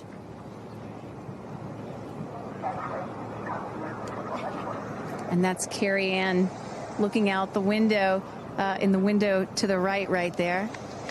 Lauren Sanchez on the left, and you really get a sense for just how big these windows are. I mean, when you're inside this capsule, it's almost as though you're getting a full 360 panoramic view. One of the cool features of this capsule, the largest windows of any spacecraft. So over a third of the surface area of this craft is windows, and that's on purpose. There were many meetings with our founder, Jeff Bezos, where our engineers brought him some windows. He said, nope, make them bigger. They come back. They said, nope, that's nice, but make them bigger.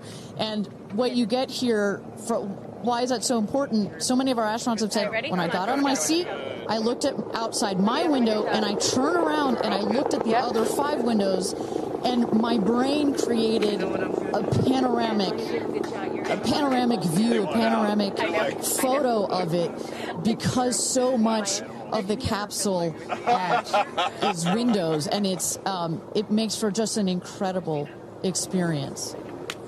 Sarah. Good? Okay, here we go. Here goes Jeff Bezos to open the hatch.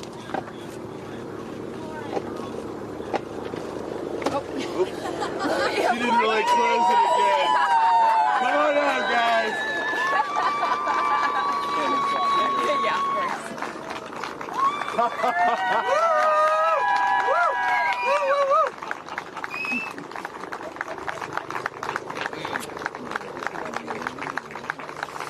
We see your babies. Where are my babies? They're over here. Go see them. Where? Oh, we have to go Right there. Okay.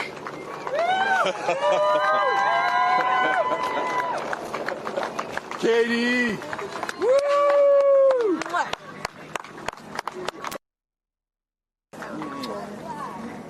Thank you. Thank you.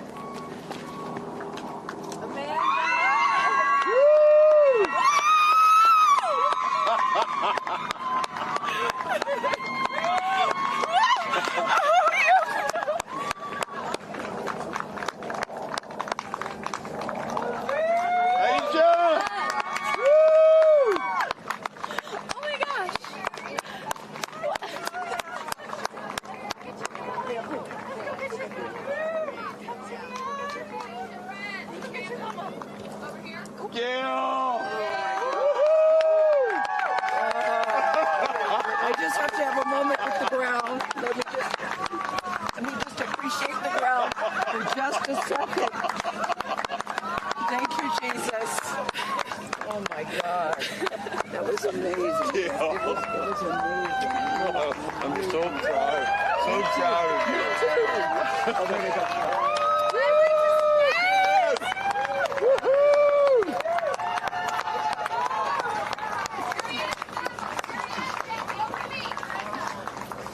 Amazing. I'm so proud of you.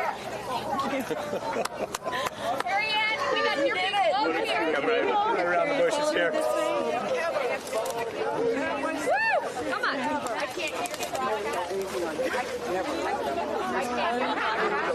I have no, it's not working. So someone just tell me when we're on. Does anyone have our F? All right, and you just saw it there. All 6 astronauts coming out, all ecstatic. Katy Perry and Gayle King both kissing the earth. Very happy to be back down here, but clearly ecstatic. I don't know about you, Kristen, but my favorite was Lauren coming out and saying, "Where are my babies?" Oh.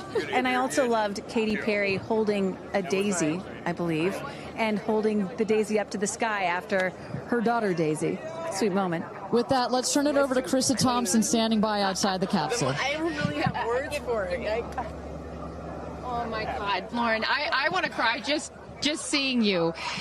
I'm so proud of this crew. Like, I mean, Gail, you know, we were just talking in the capsule, doesn't even have ear piercings. She's so afraid to do anything. And she got in that capsule, and I think, like, it profoundly changed her. I mean, for me,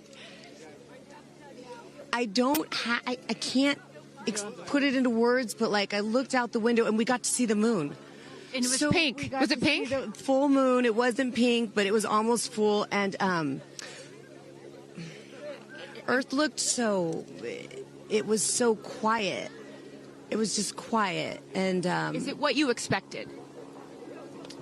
No. No. Better? Yeah.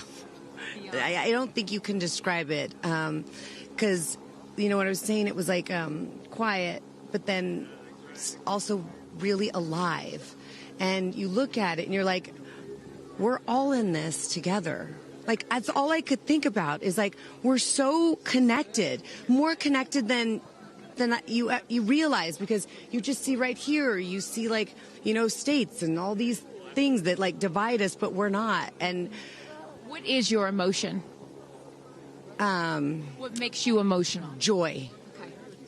Complete and utter joy and gratefulness. Like, it makes me want to come back and just hug everyone and be like, oh my God, we're in this together. Like, that's what this is. And Jeff had told you that it will change you more than you know, and I know you're only a few minutes removed from the capsule, but I can tell already. Emotional. Yeah. To be this I'm like, I don't cry that often. So I didn't expect to be this emotional, but it's also all the love that was in that capsule, and all the heart and the feelings and all the things, and, like, seeing Jeff before I left, I just went, oof, like, you know, I had to come back. I mean, we're getting married. If I didn't come back, that would be a bummer for me. Only you, by the way, would say this to me. You said, Jeff, if you don't want to marry me, you don't have to send me to space. Don't have to send me to space. What an incredible experience for you. But the fact that when you're in there, we got to hear some of your audio, but give us some of those moments when you guys, just from the second you took off to the second you landed, describe, if you can, for us what we didn't get to hear. It was a feeling of joy. And, like, and camaraderie. It was a feeling of gratefulness. It was a feeling that we're doing this. And, you know, Alan Shepard, I told you about this, did this same exact flight. And he became the first American in space. And 6 women just did the same flight that he did. Oh, I just want to keep hugging you. It's really cool. Yeah. And I hope that more people get to see this, because I feel, I don't even know how much it's going to change me. And I want to thank the Blue team. I mean, look at them. I mean, they work so hard to make sure this vehicle gets up and safe. And I'm so proud of you. I'm so proud of you. It's one thing to say you're going to do it. It's another thing to actually do it. And I know there's a phrase in your family that life takes off on the other side of fear. And here you are, just having landed back on Earth. And now you are officially, Lauren Sanchez, already adding to your extensive resume, you are an astronaut. Congratulations. Thank you. I'm very excited. I'm excited to share it with the world, and I'm so grateful to everyone here. I love you. Go be with your family. But to process and download what just happened to me. Well, get on in here, Amanda. Someone that can now articulate exactly how Lauren is feeling. Lauren being so candid about overcome with emotion. How are you feeling? I know, Amanda, this has been a dream of yours, a long-awaited dream, and now it is finally official. You are an astronaut. Congratulations. Thank you so much. You know, I usually have nice words to say, but in this moment, I just want all survivors to know that you can heal. No dream is too wild, and that if it's so wild out there, like going to space, you can absolutely make it through, and it can absolutely be possible. You mentioned to us prior to going up, you said that you needed to go to space to heal. I know you're only a few minutes removed from this incredible experience. Do you feel healed? You know, I had a zero-G indicator that I didn't know if I would bring, and I ended up bringing it. Okay. And explain for the folks at home that don't know what that means, what it is that you're holding. Yes, the zero-G indicator is something all astronauts have that floats once you hit space, lets you know you're there. I brought a promise that I wrote to myself. I've talked about that. And share for what is this right here? Yes, and this one I didn't know if I would bring, but I ended up bringing it and floating it, and it's the hospital van from the day. And I got to honor her today, and I'm so grateful to the thousands of people, the engineers, the scientists, just everyone who has made this a reality. And you also have written here, I know that you had this on your laptop, right? Yes, this is my zero-G indicator, a promise I made to myself that if I were to pause my astronaut dreams and fight for rights, that one day I would return to her. And it says, never, never give up. Well, those dreams are no longer on hold. You are finally an astronaut. Congratulations. Enjoy this moment with your family, and thank you for sharing it with us. Thank you, Amanda. Kerianne, you said to me yesterday, you said, when I get out of that capsule, I'm going to be an emotional wreck. And I think what I will just say, for anyone that has never had the great privilege, of being here, this is my first time at a launch, and it is very emotional. Describe, if you can, how you're feeling. I have almost no words. It was the most incredible experience of my life to be up there and see like such vast darkness in space and look down on our planet. The moon was so beautiful, and that was like, I felt like that was a special gift just for me. I'm so sorry. No, don't apologize. Are you kidding? You just went to space. You just went to space. This is it. Like knowing that everything, like everyone I loved was standing down there looking back up at me, and I just hope that these types of experiences, clear a path for everyone to be able to do that. You told us a beautiful story about your son when you told him you were going to go to space, and that, get over here so I can hold you, and that he went back to school and he was all excited to tell his friends that his mom was going to space, and they said, your mom can't go to space. Moms don't go to space. Well, guess what? This mom just went to space. Congratulations. You are officially an astronaut. And I know you're wearing a very special necklace from an incredible group of people that you hold near and dear to your heart. What would you like to say to them watching? I'm wearing a few necklaces today. My dear friends threw me a blast-off party and gave me this feather, which obviously represents the Blue Origin logo. And it felt so special to have it close to my heart. And in space with me. And I feel like it helped me take all of them with me on this journey. Yes. Well, I will let you go enjoy this historic moment with your family, and thank you for sharing it with us. Congratulations. You're an astronaut. Gail, Get on over. I am so floating. I can't believe it. I cannot believe it. I'm so proud of you. And I know that I speak for the collective because you have been so honest. You've been so vulnerable. And I spoke to your best friend prior to you taking off. And I asked her why it was so important for you to do this. And she said, she said, so she didn't have to hear you say, I wish I would have done that. That's so true. But now, Gayle King, you are officially an astronaut. How do you feel? I still can't accept that word, but I will say I can't even believe what I saw. When somebody calls this a ride, this was not a ride.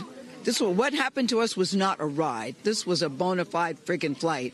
And our instructor, we were so well prepared. So every noise we heard, we knew. But the flight instructor said that I am her best success story. Why? Because she's never had somebody go through the course who's terrified of flying.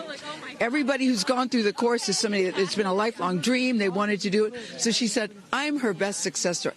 I'm so proud of me right now. I still can't believe it. I still can't believe it. I was just going to say, prior to the launch, you said that you would be so proud of yourself if you went through with this. And you did. What was the best part, Gayle?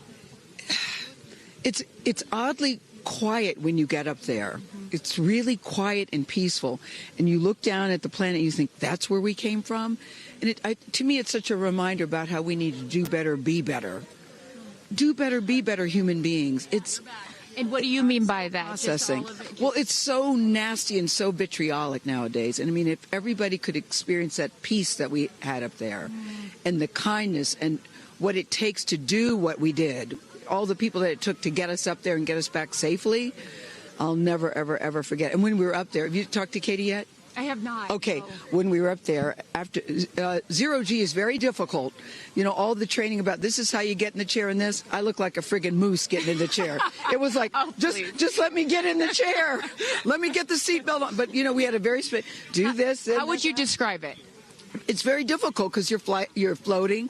But the best part was when we got back in our seats after zero G's, Katy sang "What a Wonderful World." She did? Isn't that nice? Oh, come on. She sang "What a Wonderful World." I see dreams. Oh, yes. Oh. Because we'd been asking her to sing all the time, and she wouldn't. And then, because everybody said, sing roar, sing fireworks. And she said, it's not about me. I wanted to talk about the world. Wow. You know, isn't that nice? You got to ask her about that. That's really special. And when Lauren got out, she was overcome by emotion for a lot of reasons, and rightfully so. But she spoke to the group and how close you guys have all become because of this experience. How would you describe the camaraderie that you guys now have together? I would say that we are forever bonded, because you can't go through what we went through to look out for each other, to help each other, and not be changed by that. Yeah. You know, it really is a true. People throw the word around, but it really is a true sisterhood. Mm-hmm. But it speaks to how we were set up for success. The training was so, I can't stress this enough. The training was so friggin' good. We were set up for success. And it went exactly as they told us it was going to. Mm-hmm. Every boom that you heard, the drones, the drogues coming out, the parachutes coming out, it went exactly as they said. Are you glad you did it? I am glad I did it. Yeah. I am glad I did it. Yeah.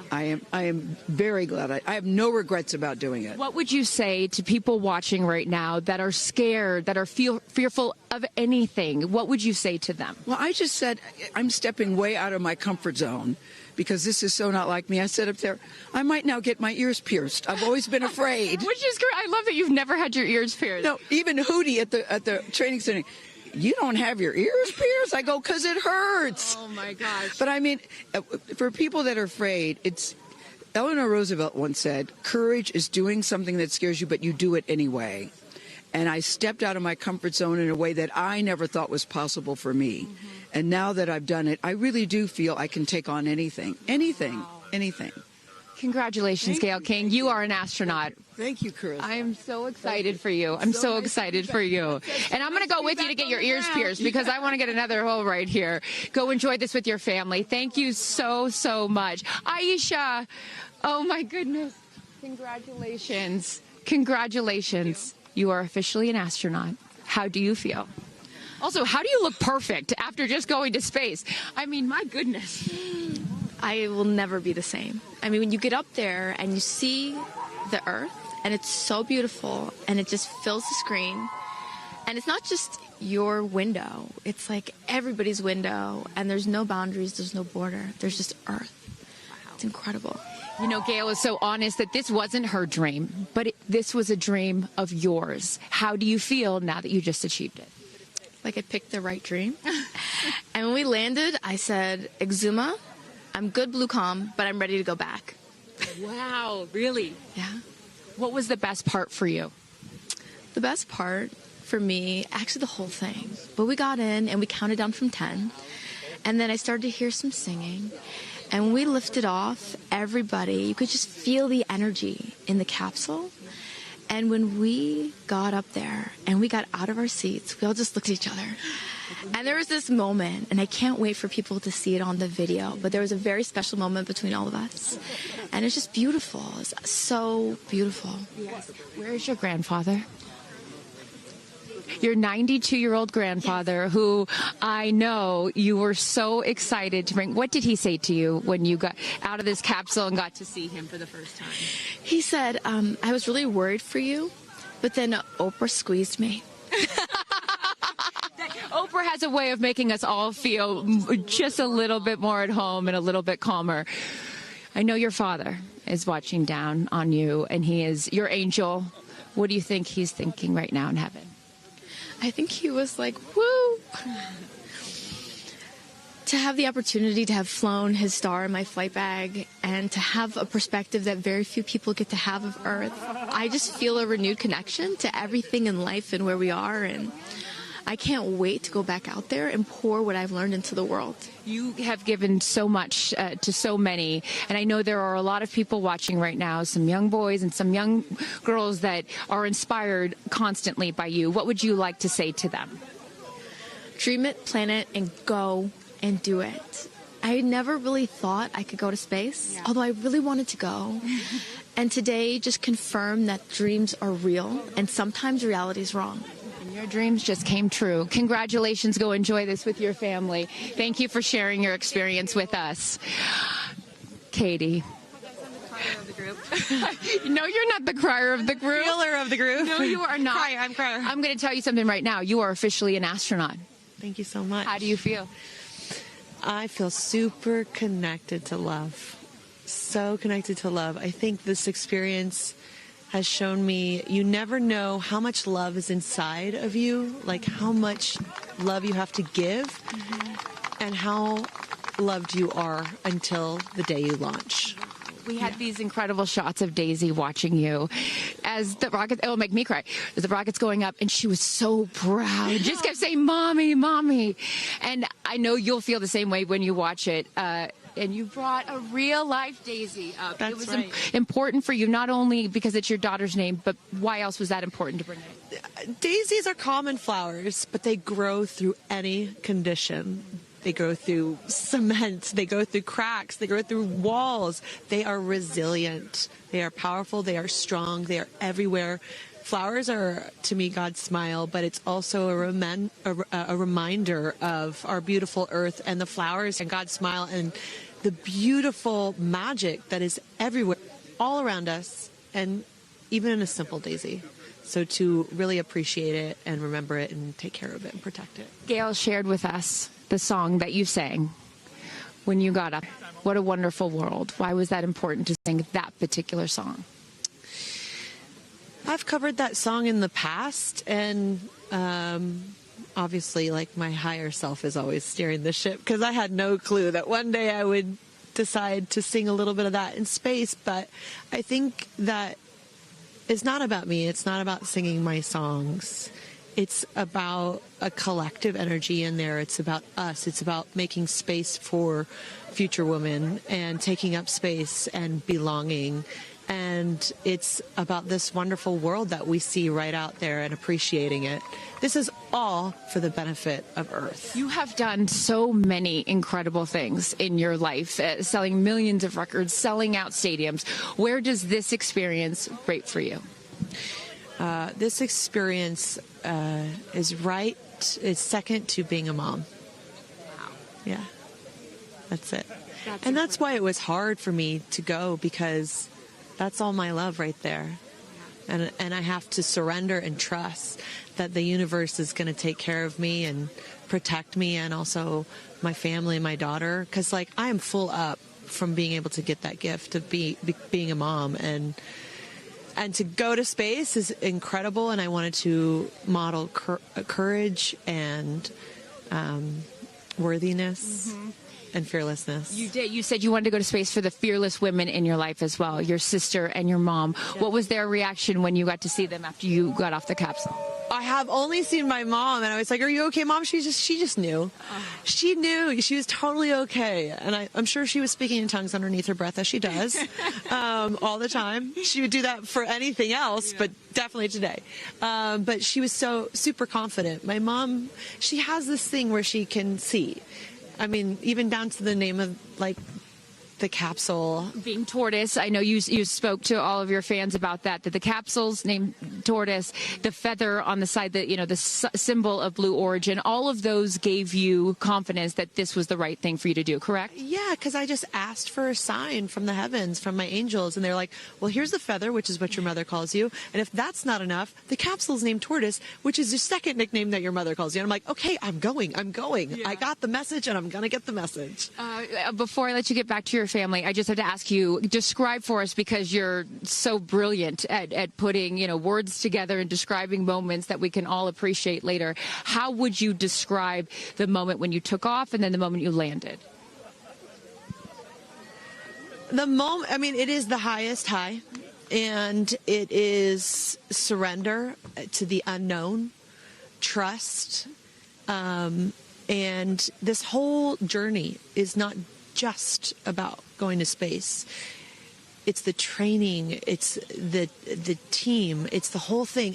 I couldn't recommend this experience more. This is like up there with all the, you know, different tools that I've learned in my life, from meditation to the Hoffman process. This is up there because what you're doing is you're like really finding the love for yourself, because you got to trust in yourself on this journey, and then you're feeling the love when you come down, for sure, and you're feeling that strength. So I feel really connected to that strong divine feminine right now. By the way, you're such a badass. I love that the month of April, you're like, I'm going to space and I'm launching my tour. I mean, it's really incredible.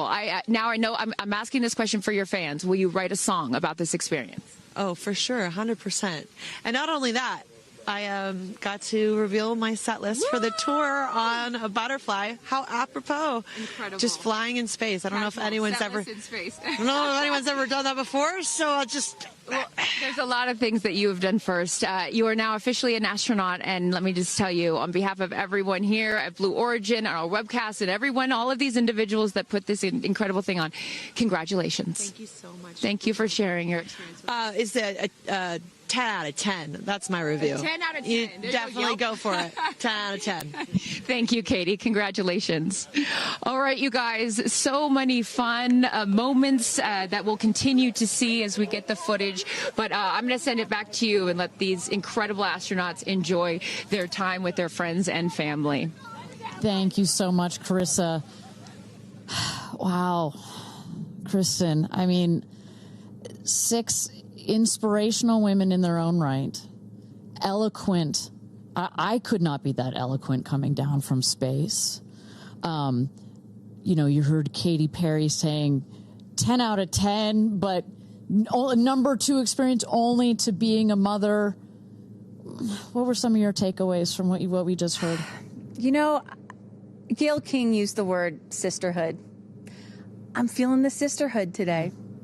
First all-female crew to space since 1963, and that was a solo mission, Valentina Tereshkova.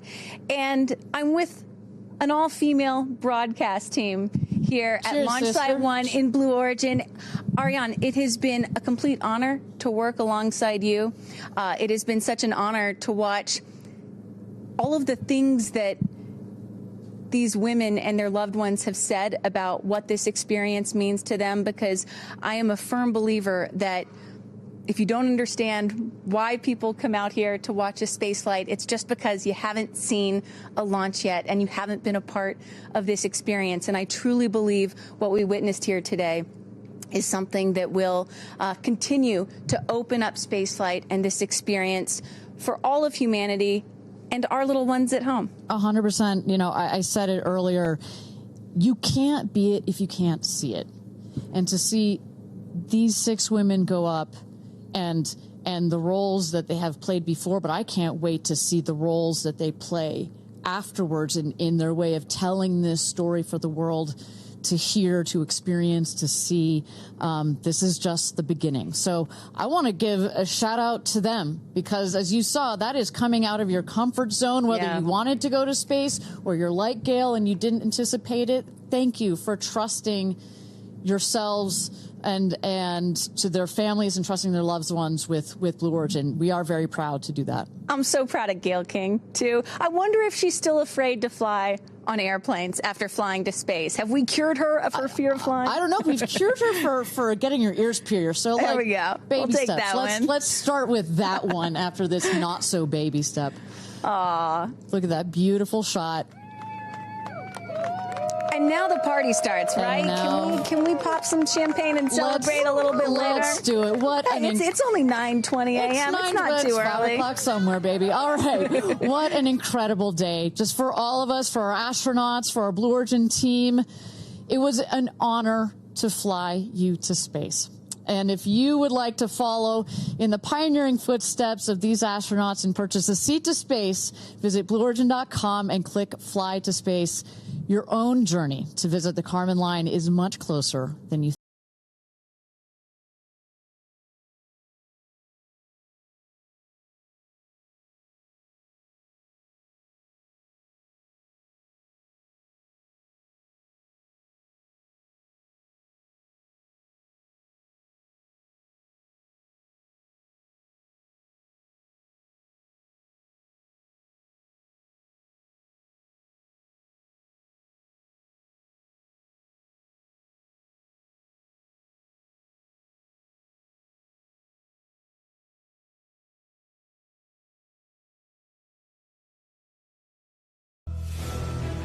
Have you ever dreamed of going to space? A once-in-a-lifetime journey is closer than you think. To book your flight, visit blueorigin.com and click Fly to Space. Tell us as much as you can about yourself. Once we receive your inquiry, our team will reach out to guide you through your journey. It's your time to join the new generation of astronauts.